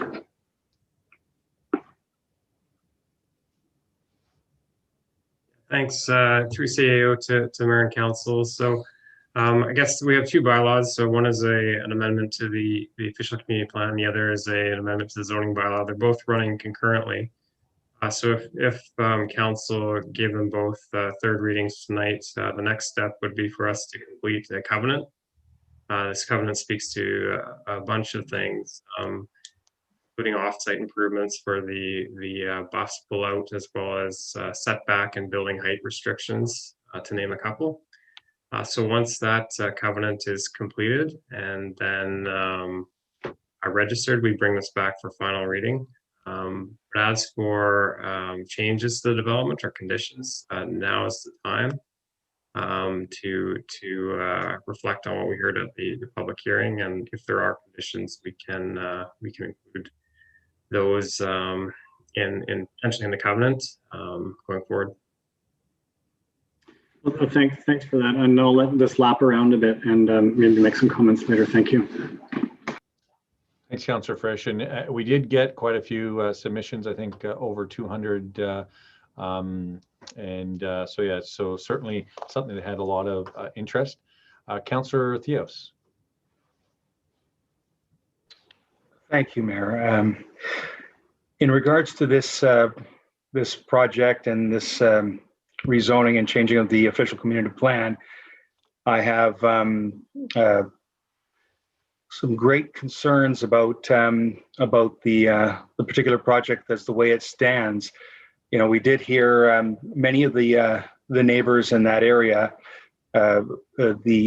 speaking passionately and commenting at the public hearing about their concerns, and I have to agree with many of those concerns. The one element of this project that was a real that I guess that was really a sell to the public was the fact that there is going to be an element of second stage housing and for transition housing, and I saw that as an element that the people in the area really felt was a positive, but everything else about this project had total concerns. You know, you look from the character of the project, that this project looked, from my first glance, and I mentioned it at the very first meeting this project came forward, I was saying it looks like Army barracks. And again, that was repeated by the majority of the people speaking, or at least many of them. And the way this project was laid out is not the kind of standard that I've seen Courtenay put forward over the last few years. And you know, we've asked a lot from the development community and from the city of Courtenay, from local developers that have really worked hard to meet our standards. And now we're prepared to not ask very much from a developer out of Vancouver. To me, it just doesn't make any sense. Another question I have is in regards to. Sorry, Councillor Theos, before you move on, so do you have recommendations or improvements? Yes, I was just going to actually get to Matt. This is the time to bring them up.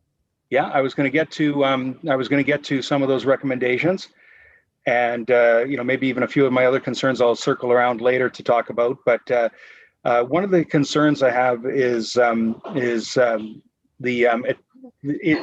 lack of an attenuation fencing for sound attenuation, and whether that was going to be whether there was going to be a buffer for the neighbors in the neighborhood. I know that there are groves of trees, but again, I don't see a plan of having particular fencing that would be effective in sound attenuation. So I will leave that question, and then I will circle around and let people speak about some of their issues regarding this project. But and the other question I would have, above and beyond the sound attenuation at this point, would be in regards to the form and character. This is extremely dense, and what is the process involved in having the developer come back with a less dense project? Thank you. Yeah, so through CAO to Mayor and Council. So I guess just to broadly comment on that. So once the zoning and official community plan amendments, if those two amendments are successful, then the next step the developer would have to complete is the development permit process. And it's likely that there's going to be at least 3 development permits for this development. And as part of those development permits, we look at the form and character, the site design, things like buffering and landscaping. And so as part of that subsequent process, we'd get into the further details on exactly what the buildings would look like, and things like the cladding that were brought up in the public hearing as being a concern. So there is that process, and I don't know if that answers your question entirely, or if I need additional clarification. Well, I was thinking of a reduction of density, but you know, that's a little different from what you were referring to. And again, the other question I had at the moment was in regards to sound attenuation. Thanks, Matt. Yeah, so with regards to sound attenuation, that's something that we could look at again as part of the development permit process. There's different ways to accomplish that, either through vegetated buffers and combination of fencing, or through actual sound attenuation fencing.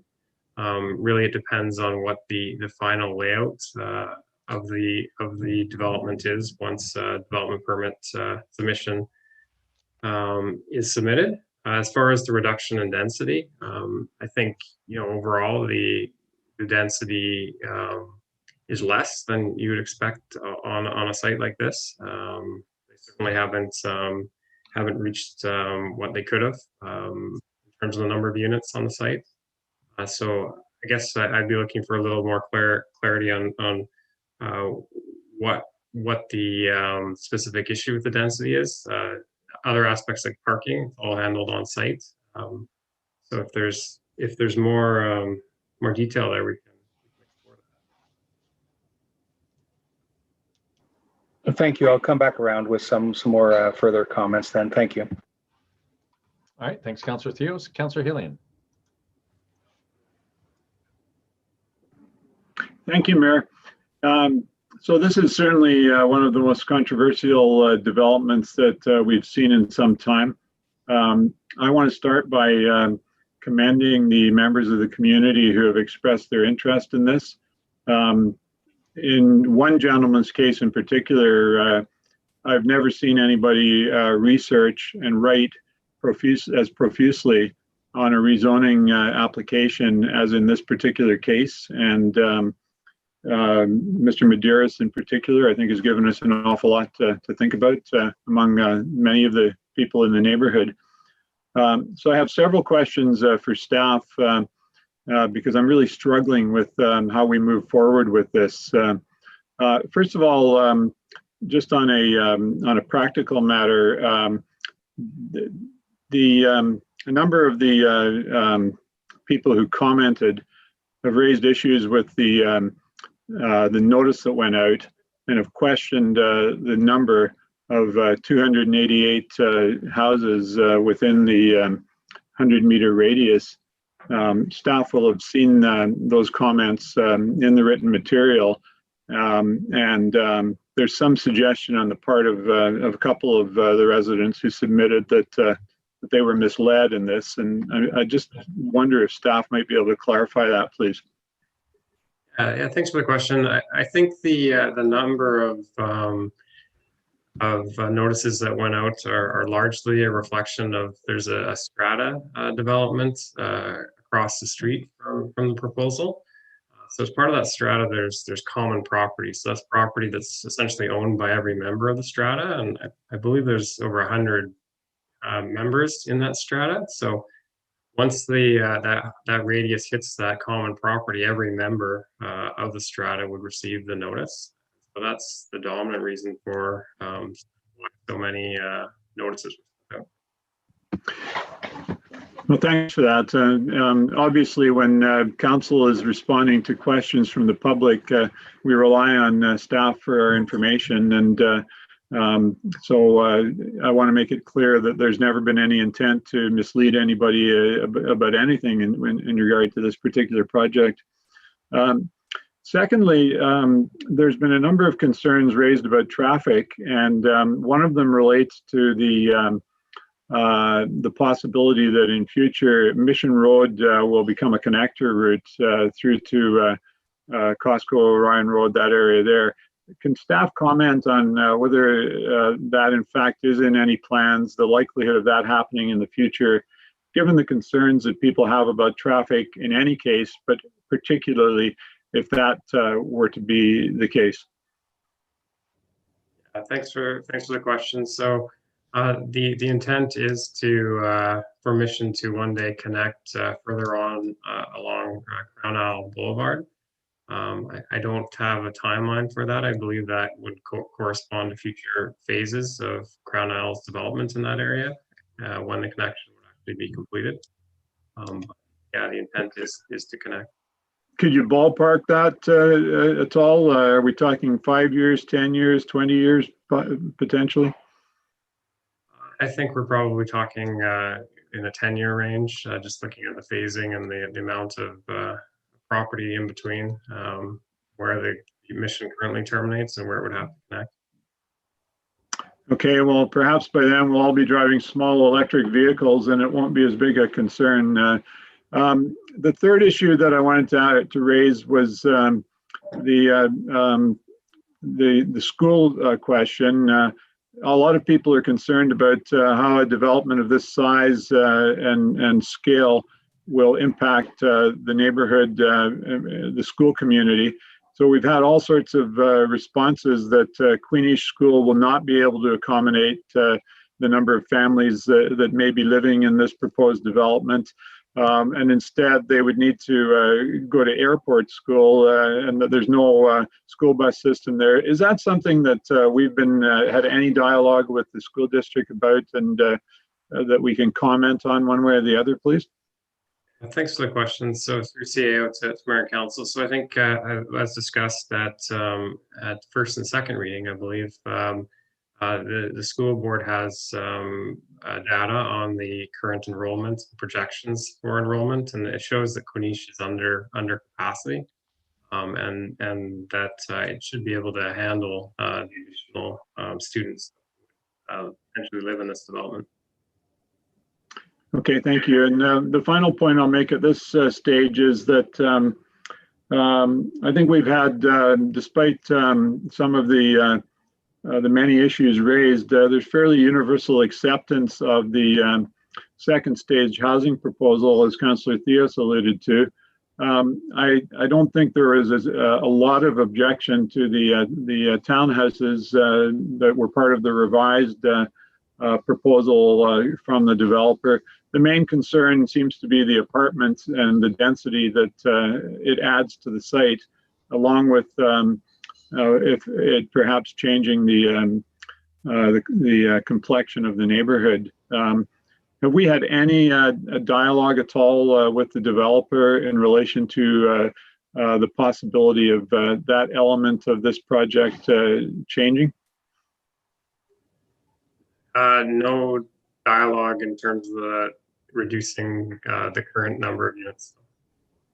Okay, so if that was something that council wanted to explore, our avenue for doing that would be perhaps to postpone third reading and request that staff have further dialogue with the developer. Would that be the case?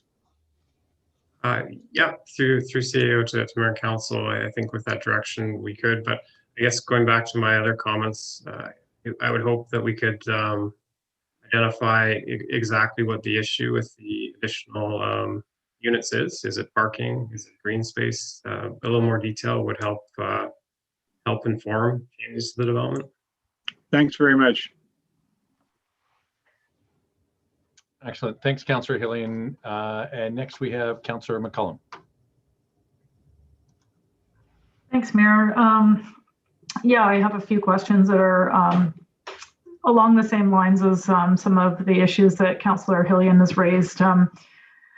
There was definitely some themes amongst the neighboring community members who have some issues with this development. And my general sense is that there is support for providing some second stage housing. However, the neighborhood feels like it's too much change all at once. And, looking around this area, we've approved an apartment building across the road, and there's new apartment buildings on the other side. And, I certainly take the point that the neighborhood is feeling like the area is changing around them and they're not having a lot of say in that. So I certainly sympathize with that concern that's raised. The issues around parking and traffic, I have a harder time understanding how we can address those concerns. This development is on the corner of a 4-lane road, which, as far as I can tell, in terms of what Courtenay's assets are, we only have two, which are this road that turns into Lerwick and Cliff. And in my mind, this is a much quieter area than where we're seeing quite a lot of dense development going in and on Cliff Avenue. So I suppose my question for staff is what type of traffic impacts would we need to see for us to receive a recommendation saying like this development has too much impact on traffic, just for some context? Yeah, thanks for the question. So through CAO to Mayor and Council. So I guess as Council has seen, there was a traffic impact assessment submitted as part of this development. In summary, that traffic assessment concludes that even with the development, as well as the development, including the hospital and apartment buildings surrounding the existing intersections and roadways can handle the additional load without really any impact to the level of service or the delay that vehicles may experience. So that's what's being presented. As far as what level of development would trigger changes to that, I can't comment on that. I think we'd have to consult with the traffic engineer or see exactly what the proposal is. Okay, that makes sense. But not to put words in your mouth, but from what I'm hearing, it would be of magnitude greater than what we're considering for this current proposal.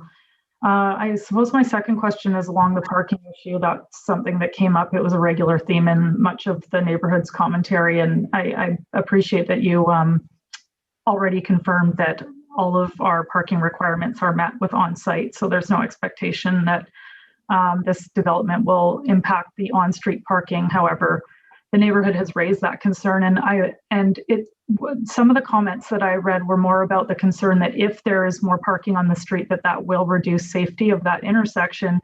And I'm wondering if the city could consider actually just removing the street parking to facilitate better visibility and better safety if parking's deemed or if street side parking is deemed a safety issue. Is that something that we could consider?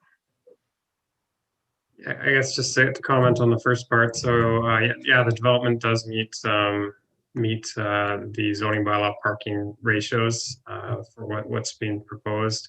As far as on-street parking, I think we'd have to look warranted if the parking is obstructing sight lines of vehicles entering and exiting the site. I think that would be the first step, and then I believe we could look at restricting certain locations for where cars park. Okay, great.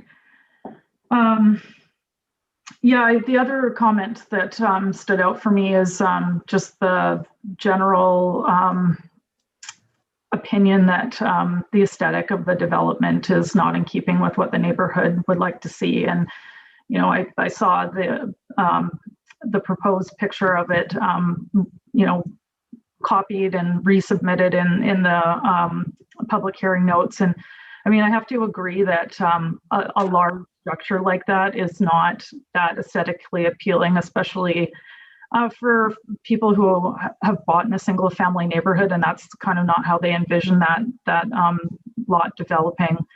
And so I suppose that what I would like to see is a way of breaking that up either into smaller buildings like what we saw in the development along 5th Street, where it's not necessarily a huge reduction in the square footage of the total development, but maybe just not these, like, I'm imagining stepping in and out of apartments in that in the hallways of that building, and you would be looking like long distances down the hallway at all your neighbors' doors. And I just think even in terms of like livability and how people make connections in their buildings, that having, you know, many doors in a hallway is not ideal. So I think that that's definitely a concern raised in the neighborhood, that also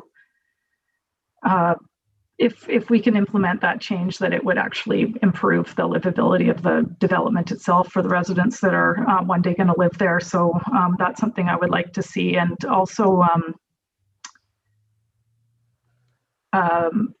there was concerns raised that the neighborhood would like to see it more developed around family housing and less around bachelor suites and even 1-bedrooms.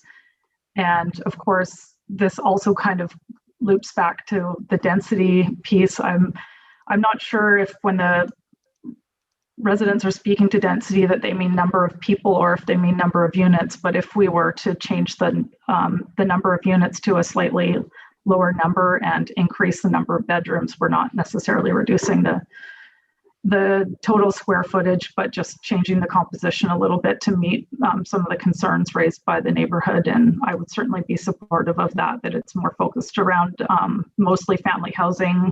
It fits with, I believe, what the Transition Society is aiming to provide as well. And perhaps a more emphasis on kind of communal green space outside as well. It seems fairly limited on the site plan how much is provided in terms of gathering areas for 150 units of housing. It would be ideal to see more than the little piece that is shown in the current design. So I think I'll leave my comments there for now. I may have more to say later. Thanks. Thanks, Councillor McCollum. And Councillor Morin. Great, thank you, Mayor. Well, Councillor McCollum, I think, summed up many or most of my points. You know, I think this is the first developer we've seen who has added in below market housing, to my recollection. And I think we want to, we want to welcome that. I mean, we know with the housing needs assessment that we need a variety of different housing configurations. I know some of the comments came up around the composition of who would be living, particularly in that 72 unit apartment. Again, like everyone else has said, the concerns weren't with the townhomes. They weren't with the second stage housing. They were with that, what they deemed as a big, warehouse looking building with all the things that Councillor McCollum talked about, just not being very attractive to look at or to live in. So I would be in favor of some feedback going back to the developer around addressing those things so that we can actually move forward with this and maybe encourage other developers to look at these different mixes of use. One of the things that came up was around who was going to be living there, and there were a lot of mixed messages that we were going to have people with all kinds of problems there, but yet it's market housing, so people who are on disability and things wouldn't be able to afford to live there anyway. So, and then the school aspect, people want families in there, but then they're saying that there's nowhere for children to go to school. So I think it's coming probably from a place of discomfort. I don't want to say fear, but discomfort with how the neighborhood is changing. Makes me think back to when the apartments were being built in West Courtenay, like 45 years ago or whatever, and how that must have been for people in those neighborhoods. And this is 45 years later, and that side of town has not had the density as other areas in our community. So I think that it is time to look at it and to make it happen. But I do agree that we need to go back to the drawing board a little bit on some of the points that Councillor McCollum, I think, said really well. And I want to reiterate the piece around the green space and communal space. I think that it's just not there in the plan. There's a little tiny area, I think, for a picnic table or something. So I think those things are really important. And I don't know if this would be a situation where I think, as Matt spoke of earlier, where staff would just go back with some of these suggestions, or would it be appropriate to do something similar to what occurred earlier in the meeting where there was a re-engagement of the neighborhood, or is that not appropriate in this case? Yeah, thanks for that. So I think with some of the changes that we're talking about, it's going to trigger another public hearing, very likely. So given that there'll be another public hearing, that the neighborhood would be engaged through that process. There would be additional opportunity for the developer to consult the neighborhood out of that or before the public hearing process. Well,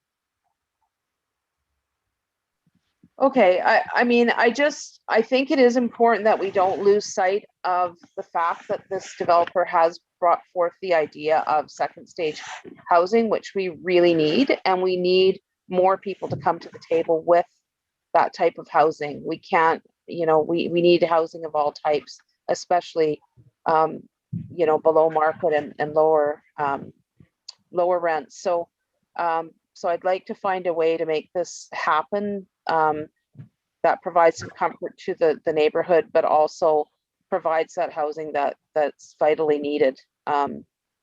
So I'll let other people go ahead. Thanks, Councillor Morin. Councillor Frisch. Yeah, thanks, Mayor. Matt, maybe you could refresh my memory. Has this development using some rain garden swells and some bicycle parking? Am I remembering correctly on this one? Yeah, conceptually they've discussed using swales and bike parking, but again, given that this is largely a conceptual plan or a massing plan to show or prove the number of units that could be developed in this manner, we don't have the detailed drawings that we see with other development permits. Yeah, well, and maybe that's something you could comment on when I'm done, is how if we were really interested in seeing certain aspects move forward, is that something we would put in a covenant or not? But I'll actually just start by saying that we should remember that there are a lot of really positive things about this development, and Councillor Morin was speaking to some of them. I mean, affordable housing is one of the number one things we need in the Comox Valley and in Courtenay. And so this is an appropriate place for that sort of development, where we're looking for densification in areas that have good transportation, good access to transit, lots of services near it, schools, workplaces, and this location does fit the bill. And you got the positive things that the developers have tried to do to be progressive with rainwater management, with bicycle parking, and of course submarket housing. And I don't think we can take that for granted. I mean, it definitely costs money to get into submarket housing, and they're willing to do it. I presume it'll also be subsidized by the BC government, but nonetheless, I think it's something we want to see, and we need to support that. If there is something that I'd like to see a little bit of movement on, it would actually be the building massing. I don't personally have a problem with the look of one big building, but I could see how some people do. And maybe that's something they can look at and make some improvements on. And the other one, which I think is even more important, is the public space and the public park aspect. And I don't really see that in there. I mean, I see a whole lot of parking. It doesn't really make for a great place to hang out. And if there was some sort of park amenity, an actual space that was being provided for this community, that really could change the views of the community. So those are my thoughts. And Matt, I don't know if you have any ideas of how we would want to formalize some of these ideas moving forward, if it would be appropriate to put them in that covenant. I know the covenant has something of a green belt piece to it, as well as the dollars for contributions, but is there could we add other stuff? Oh, I guess just for clarification on the open space component, they do show quite a large area for a playground, and that's something that we can require then as part of the covenant. With regard to breaking up the buildings or requiring a maximum length of building, I would highlight that the development permit process already provides for that, and already provides some guidance to have articulation in facades and avoid large boxy buildings. So to some degree, I think we already have those tools, and we don't need to reiterate them through a clause in the covenant. Okay, well, I think that's fair. On the subject of the green space and the I think it was playground you mentioned, would that be a publicly owned asset or would that be a privately owned asset? As proposed, it would be part of the development, so privately owned asset. And could we require that they maintain it for public use, or would that be inappropriate? That one I'm not sure on. We would have to follow up on if we can actually do that. I'm not sure on that one. Yeah, and I can hear the gurgling from asset management right now as we talk about taking on more assets. But I think parks are really important, and finding some way to give back to the community in that way would be really important. Thank you. Thanks, Councillor Frisch. And Councillor Theos. I'm not sure if we're wrapped around and doing a second lap now, but Well, I can let Councillor Hamilton speak before me. I don't think he's had a chance yet. Sorry. Thanks, though, Mayor. Okay. Councillor Cole Hamilton. Great, thanks very much, Mayor. And just following up on what Councillor Frisch was saying about the park amenities, I mean, I thought the playground was a great feature, as was the community garden. And I think one of the challenges that this application has had is just that the images that were used were at a very basic level. And as a result, things like the image that we all saw reproduced many times, green spaces and landscaping were shown as just plain white. And the buildings were shown in a very basic and boxy format. And I think that the developers spoke to that being a very basic design. And perhaps if they'd provided some renderings, which would have shown this is a view from the playground looking over at a rendering of what the buildings might actually look like, it might have been easier, I think, for people, for us and for members of the community to get a sense of what this place might look and feel like. Which leads me a bit to form and character. And I understand that that's something which would happen in the development process. And as the process currently stands, that's not something that would come back to council. That's a decision that would be made by planning staff. And I'm wondering if we can possibly put either formally or informally as guidance, some recommendations for form and character. And I like the idea of articulating it so that such that it's you're not getting sort of a bowling alley hallways. Hotels often break them up in larger buildings by articulating them slightly. And that the mission area development plan, section 8.5, suggests that the use of natural materials like stone, brick, ornamental work, and with wood, and varied details and columns are required for this area. And I'm thinking that perhaps if we'd had the opportunity to see, in the community had the opportunity to see these buildings in that manner, articulated with brick, with woodwork for entrances, things like that, they might have more of a feel that felt more familiar and in keeping with both the neighborhood and in keeping with what will actually come out of this process in the end. So I'd like to hear staff's thoughts on whether a formal recommendation on form and character, or whether those kind of notes are, if they're generally felt by council, are taken.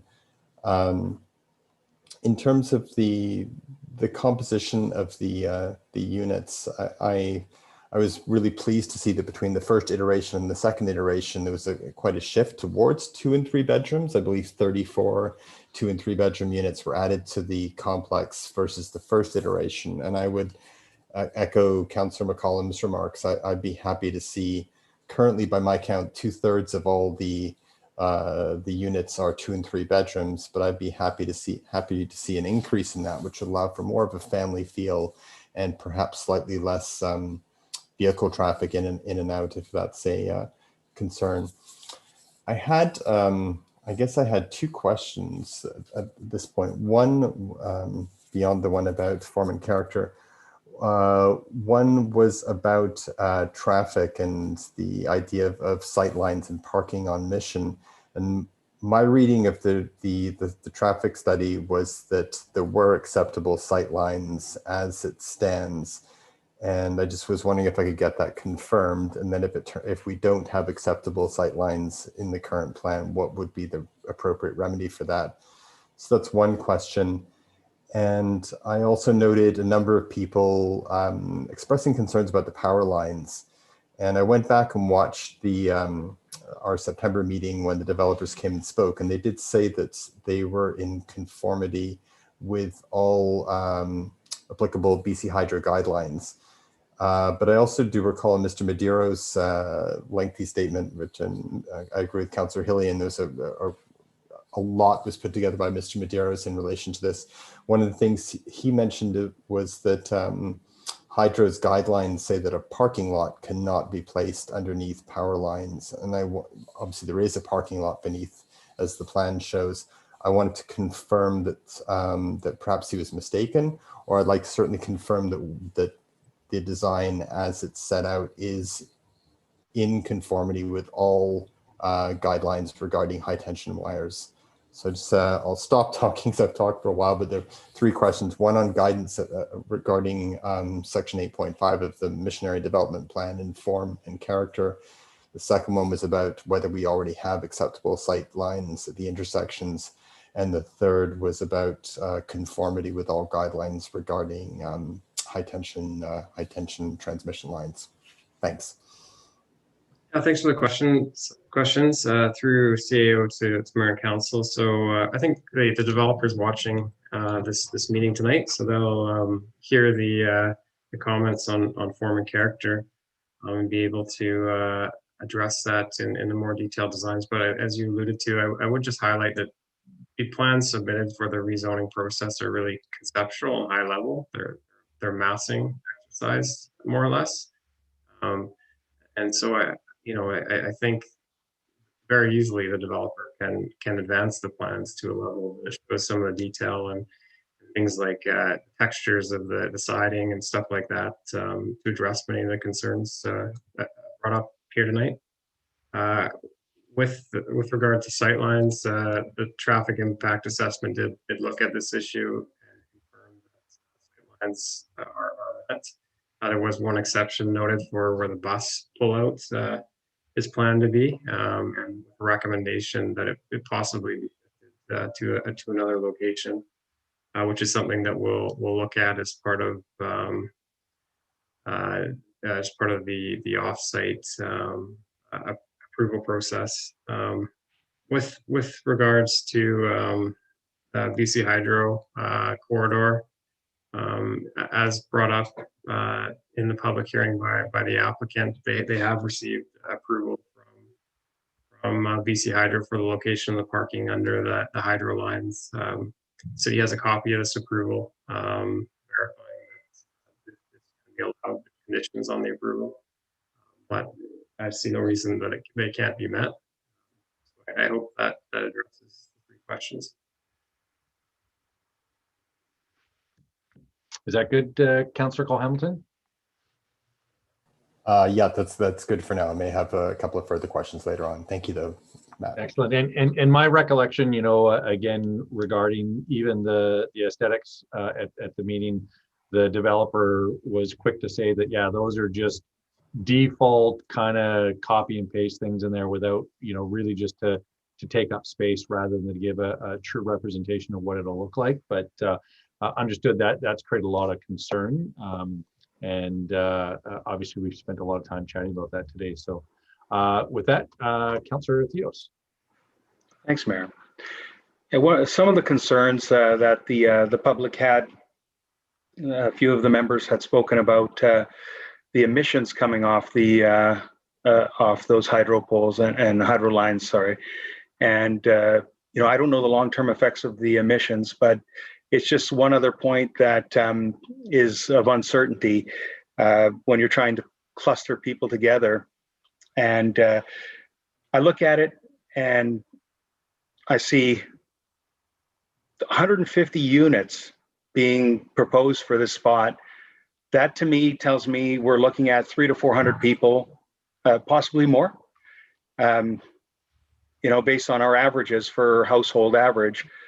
And across the road, we have a 94 unit complex, possibly another couple hundred people going to be living there in the next year or so. And then the cube right beside that is another 60 units. We're talking over 500, 600 people in a 2-year span. And you're saying you don't feel there's going to be intense traffic there that is going to intensify, that there's not going to be an impact on the school where the school is going to be over capacity. Yeah, I can't follow that logic that the school is not going to be pressed with another 200 or so children looking to actually enter that school. The transition society is going to be housing mothers and children.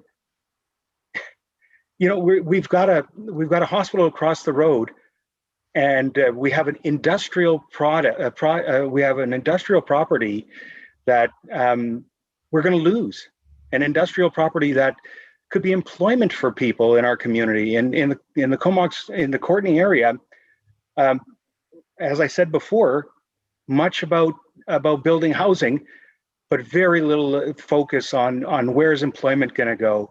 And we're going to give out another piece of industrial land and say, let's, in my opinion, let's put as many people as possible on that piece of land, and let's not worry about how it looks. You know, they're there to, basically walk away with a significant profit. And I could see that property, instead of the apartment complex, which we have 2 across the road, they could put patio homes there and address seniors issues, seniors that could be living right across the road from the hospital.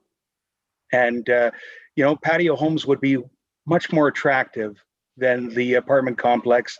And again, what are we doing for seniors in our community? And if we're going to give up a piece of industrial land, yes, it's nice that they're going to be helping out with the transition society, but again, we're not doing anything for the seniors that are lacking housing in our community with this proposal. I am, really disappointed with this particular proposal. Very disappointed. And the last thing I will say is that density at times can be very beneficial to a community. It can offset amenity costs. It can offset infrastructure costs because you're densifying. But if density is done in the improper way and done poorly, you're going to be looking at slums of tomorrow and built today. And this, to me, I grew up in East Vancouver. I lived in Los Angeles. This, to me, looks exactly like what I saw, the slums of those areas. So that's just the last point I'm going to be making.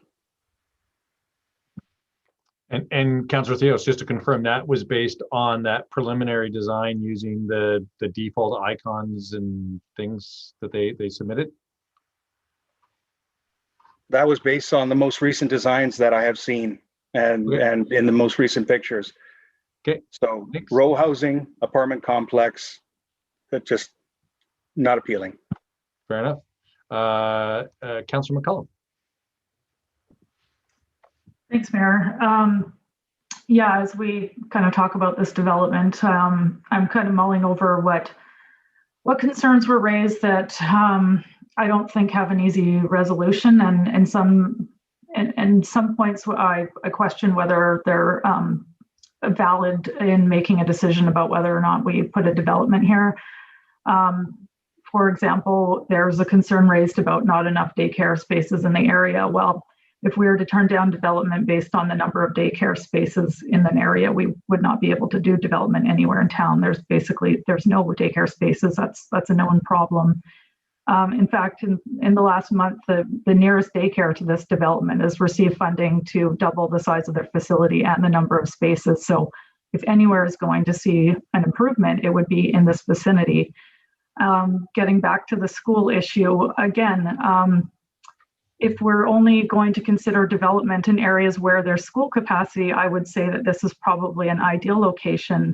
The most recent facilities report that we saw from the school district showed that Courtenay has some of the lowest capacity or the highest available capacity for students in the district. So again, if we're going to turn this development down based on the lack of capacity at this school, I'm not sure where a better site would be. I think all of us are in agreement that we need more housing built in the Comox Valley, and we're looking at where this can happen. This is a large site near a school, daycare, hospital, jobs, shopping. So I agree with a lot of what Councillor Frisch pointed out earlier, that there are some really good things about this site.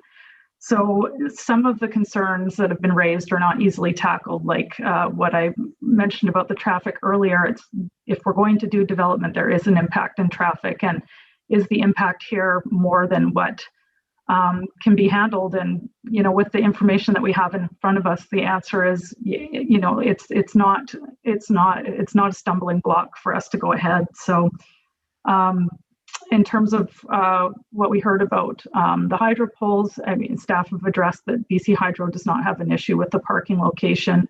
Another issue that we heard during the public hearing was that it was seismically unsafe.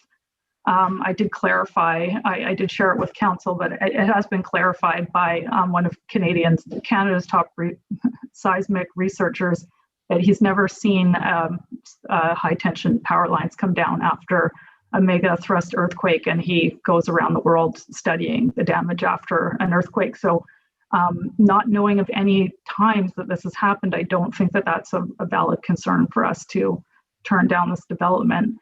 But the neighborhood has raised concerns that I think we can address. And one of them is, the massing of that building.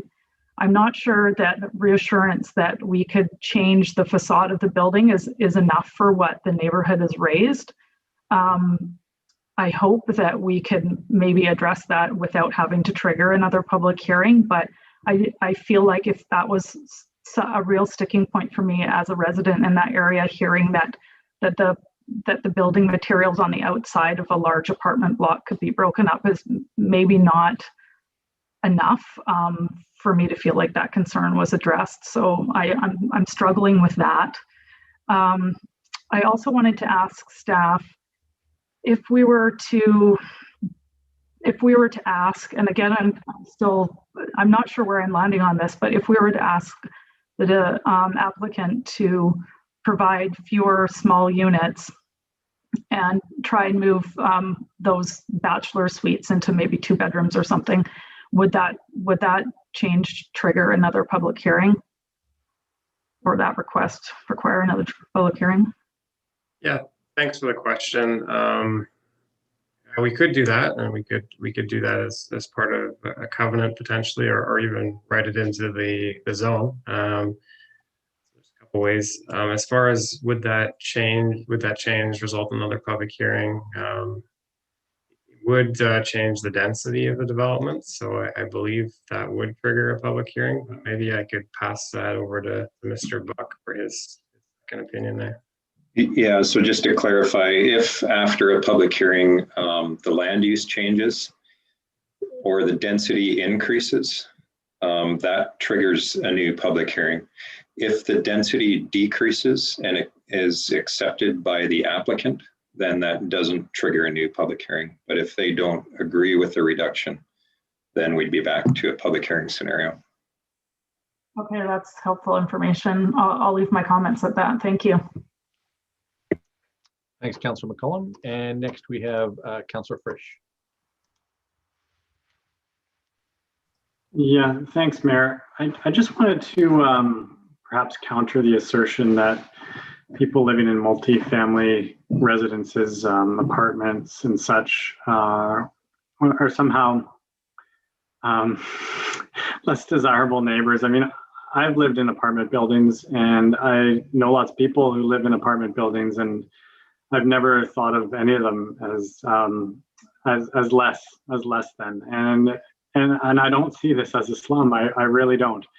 I've lived in North Vancouver in an apartment, and it was a wonderful community and had nothing but good interactions with the people in that building. So, I mean, my grandmother's probably rolling over at her place right now, living in multi-family, and happily so, with neighbors that are wonderful people. And a lot of seniors can't necessarily afford patio homes. A lot of seniors probably need apartments to live in. And so I think we have to be careful with how we characterize people that live in multi-residential. And I'll just reiterate that I think that we're working with a really good developer here, and hearing that their massing and their designs are nowhere near done gives me hope that they will take this feedback and come back to staff in the next step with something that's really great for the neighborhood. And I don't know how much I want to meddle with the composition of units, though I might be inclined to support it. I think it's a conversation that might need to be had with the developer to say, is this still workable if we start changing those numbers? Thank you very much. Thanks, Councillor Frisch. Next we have Councillor Helene. Thank you, Mayor. So I want to just provide a little bit of context for what we're hearing from the neighborhood. And I also want to reflect on the widespread support that we've also received for this project, which nearly 100% of it has been related to the second stage housing. I personally was floored by the number of people from Hornby Island who were commenting on this.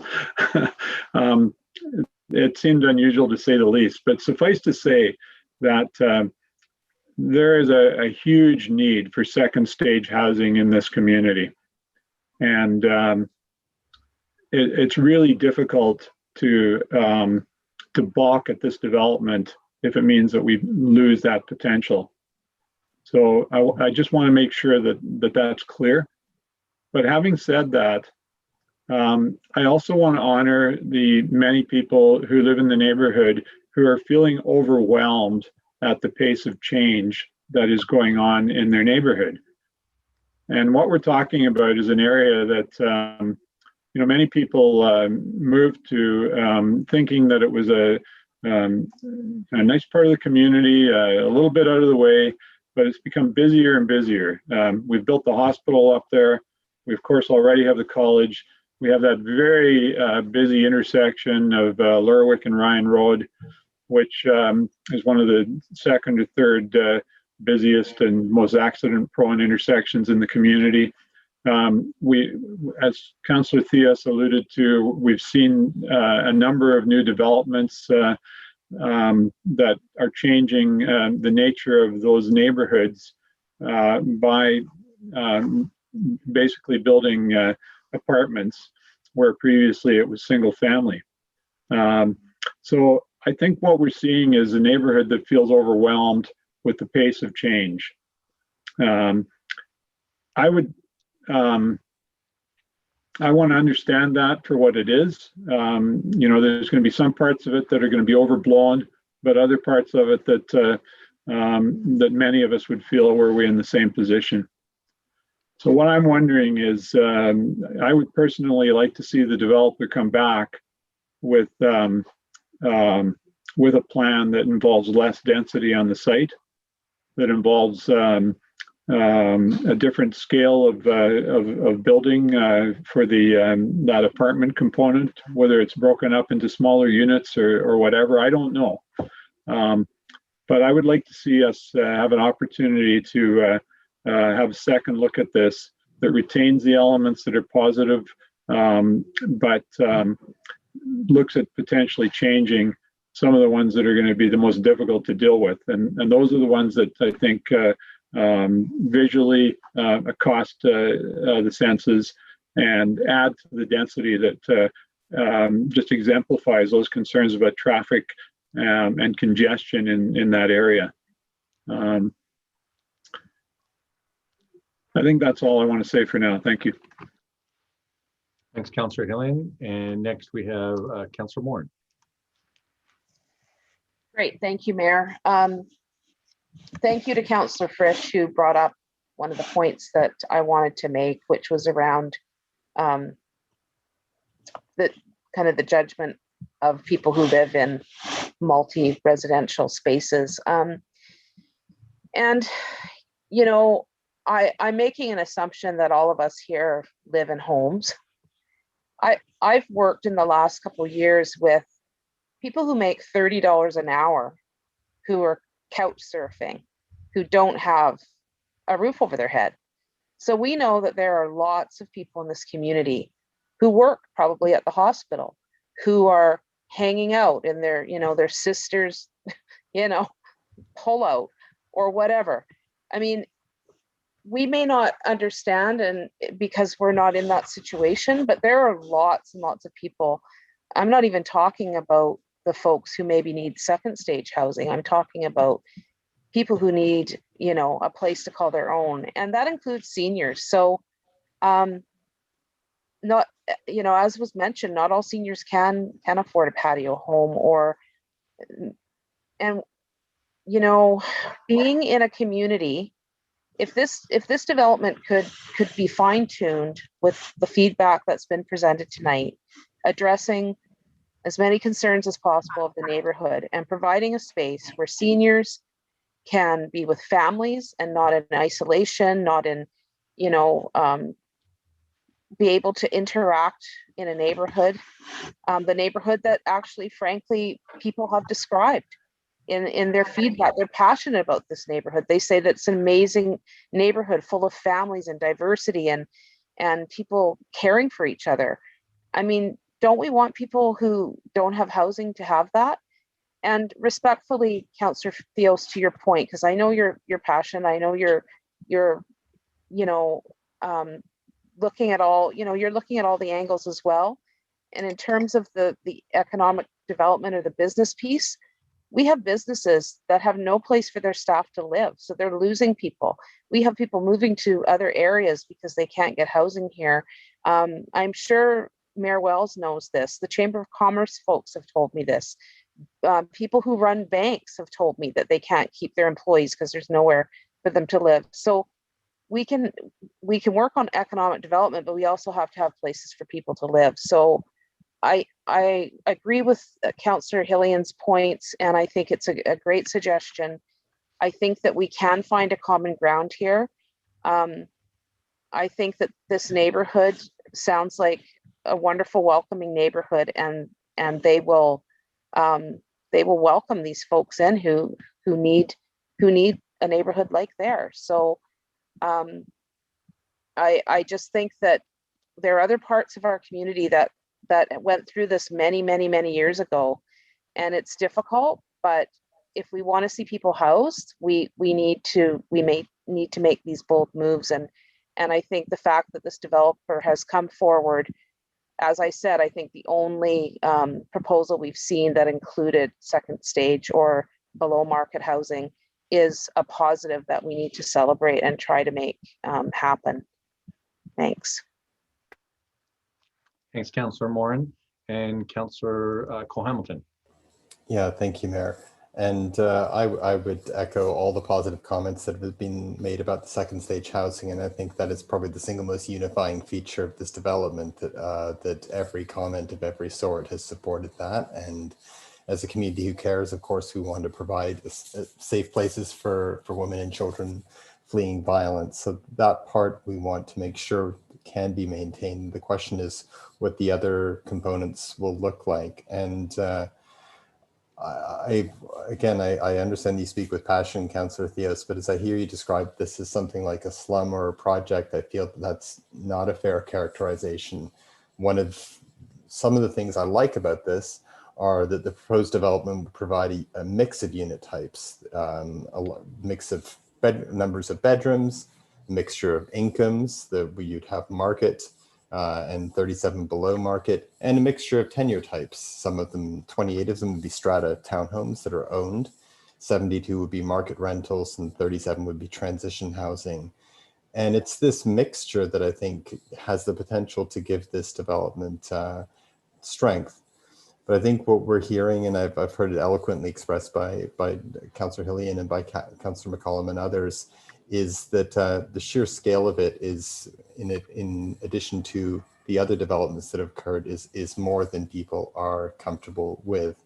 And I think that there are solutions, and I think perhaps some sort of reduction in density. And as I understand it, you can reduce density without triggering another public hearing.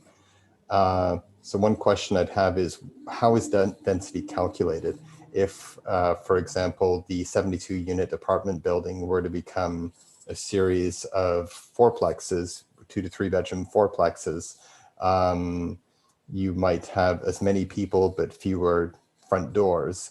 So what is the basis for calculating density? And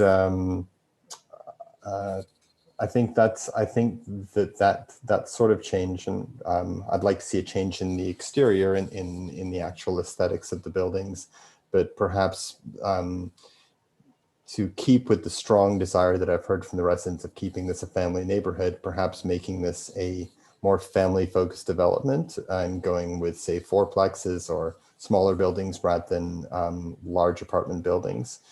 And also perhaps rejigging the mix even further towards 2 and 3 bedroom units.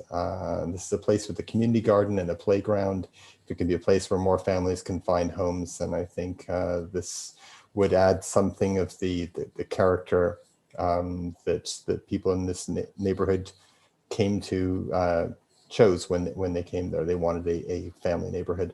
So I guess I'm just wondering if we could get a little bit of clarity on how density is determined, And then what it'd be useful to know what sort of guidance if we wanted to say, look at, I think it's particularly that 72 unit apartment building that to me seems to sort of overwhelm the scale of the lot.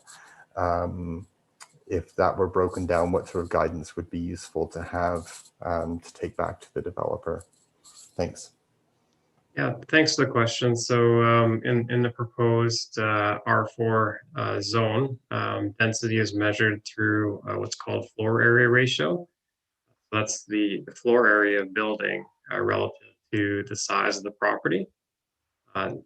So two different types of, two different categories of floor area ratio are used here. The first is for the apartments. So the apartment sites can have a floor area ratio of 1.2.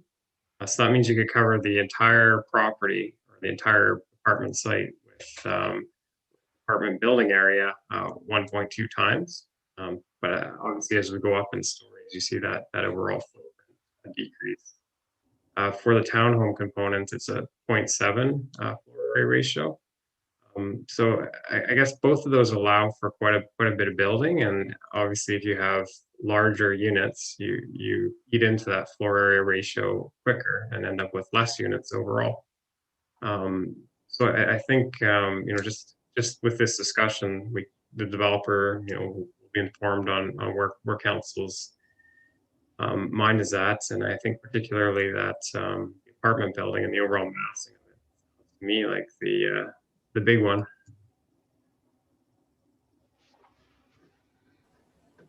All right, thanks very much. And Councillor Frisch. Yeah, thanks again, Mayor. I was going to point out that that the development already does provide a lot of family housing, and maybe it's not such a bad thing to have some bachelor suites in place for single people or couples that want a smaller place to live. I think they hold sort of the same value that families do in a lot of ways. And also, as you create more multi-residential in one building, you save a lot on energy costs. So there's also sort of a climate change component to that. So again, there's a lot of reasons to have a little more densification. Actually, I don't know if you'd characterize this as a lot more densification, but it's an extremely large site. So overall, I don't know how great the density really is. And I don't know if staff want to comment on that, but are they maximizing their density on this lot? Would you say, Matt? Yeah, thanks for the question. So bear with me for one moment. Yeah, so the overall floor area ratio, and again, the R4 zone allows those two categories, so the 1.2 for apartments and the 0.7 for the townhomes. As proposed, they're at a 0.47 floor area ratio. So I'd say they're significantly lower than what the zone would otherwise allow. Yeah, and that was my thought on it. So yeah. I think they've come to us with a good development, and I think maybe I could use some tweaking, and it sounds like the process already allows for that. So thanks. Thanks, Councillor Frisch. And Councillor Hillian. Thanks, Mayor. A couple of comments, and then I'm going to make a motion here. First of all, there's two things before us tonight. One is whether or not we want to give up the industrial land designation here. We haven't really talked about that. It's been an issue for some people, but I think there is a consensus that we're willing to sacrifice that based on what we see as the priority of the need for housing in the community. The second issue before us is what should the scale of this development be? And that is really where the contention comes in. And I think that from what we've heard, I would characterize it as we'd like to see a scale of development that is somewhat less overwhelming in terms of the existing character of the surrounding neighborhood. So on that basis, I would like to move that we postpone third reading of both bylaws to allow time for staff to consult with the developer on a smaller scale development, primarily in relation to the proposed apartment complex. I'll second that. Okay, it's been firsted and seconded. Now, I did forget to let one person speak, which is myself, so I'll maybe make a couple of comments. And again, I think it's been a great discussion, a lot of really good comments on the industrial lands, and economic driver. I've lived in that community in that area for almost 20 years now, and there's a lot of land over there that was residential that's been turned industrial, whether you look at Home Depot or Costco, the hospital, like a lot of these lands that were earmarked originally for something else. And again, I think the comment that right now housing is the thing that's the critical thing that we need right now for people who are working. Daycare is also up there on the needs, but I think both of those are pretty important. Matt, you had said that it's a 0.47 density, but that they're technically should be able to do more than that. What would be the max if they were to max it out? Yeah, thanks for the question. So for the 2 apartment components of the development, the max floor area ratio is 1.2. So that's the building area relative to the lot area. And for the townhome, it's 0.7. Okay. And so as proposed, the overall floor area ratio for the entire site is proposed at 0.47. And so they're coming in at half-ish, I guess, of what they could potentially do if they were doing a full build out with maximum density. Yeah, about half-ish. Yeah, that's correct. Okay, because I think that's not something that's been talked about at all, which would be something that's relatively important to kind of get that side of it. I totally get, though, that this is potentially overwhelming. I think the pace of change was a comment that was said, which I think is important. Wendy Church, I see you have your hand up. Yes, thank you, Mayor. I just wanted to remind Council that there is a motion on the floor for third reading, so we may have to withdraw that before proceeding with Councillor Hillion's motion. Just on a point of order, Mayor, I believe that a motion to postpone takes precedence over the motion on the floor. Did you want to respond, Wendy? Oh. I would like to double check that, please, but Councillor Hillion and his experience is more than likely accurate. I just want to double check my rules here. Yeah. Okay. While you're doing that, I'm just gonna. I don't think I had a lot of comments. Really, part of it is there is already been some back and forth. I think when we start talking about the aesthetics, I look at some of the buildings that were built in Courtenay over the the last half century or so, and I can definitely see how you look at a building that's say 40 years old versus a building that's less than 5 or 10 years old, and I think with that form and character that we have through the building process, I think staff have done a pretty good job overall, and I do have a fairly high level of trust in terms of not trying to micromanage exactly how it looks and where buildings are, and really leave that up to staff to a large degree. But with that, maybe Ms. Schertz, do we have to, is this like a deferral motion where we are only talking about place and time, or really it was to go back for staff to go back? So it can be postponed until the information has been gathered by staff and can be brought forward again at a future council meeting.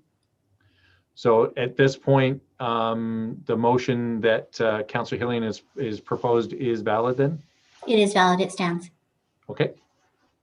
And I believe it was seconded. I mean, with that though, I guess really the vote is on that deferral. So does anybody want to speak to that? I don't see any hands going up. So without that, I'll call the vote, starting with Councillor Cole-Hamilton. I'll vote in favor, Mayor. Councillor Frisch. In favor. Councillor Hillian. In favor. Councillor McCollum. In favor. Councillor Morin. In favor. Councillor Theos. I'm in favor. And I'll be in favor as well.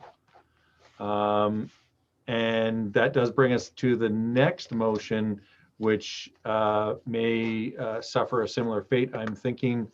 I made the motion in relation to both bylaws, Mr. Mayor, I believe. Okay, and Ms. Richta, is that valid? Okay. Well, that only leaves one thing then. Move adjournment. Second. Excellent. All those in favor? Any opposed? And we are adjourned. Thanks, everybody. That was a very fulsome discussion, and look forward to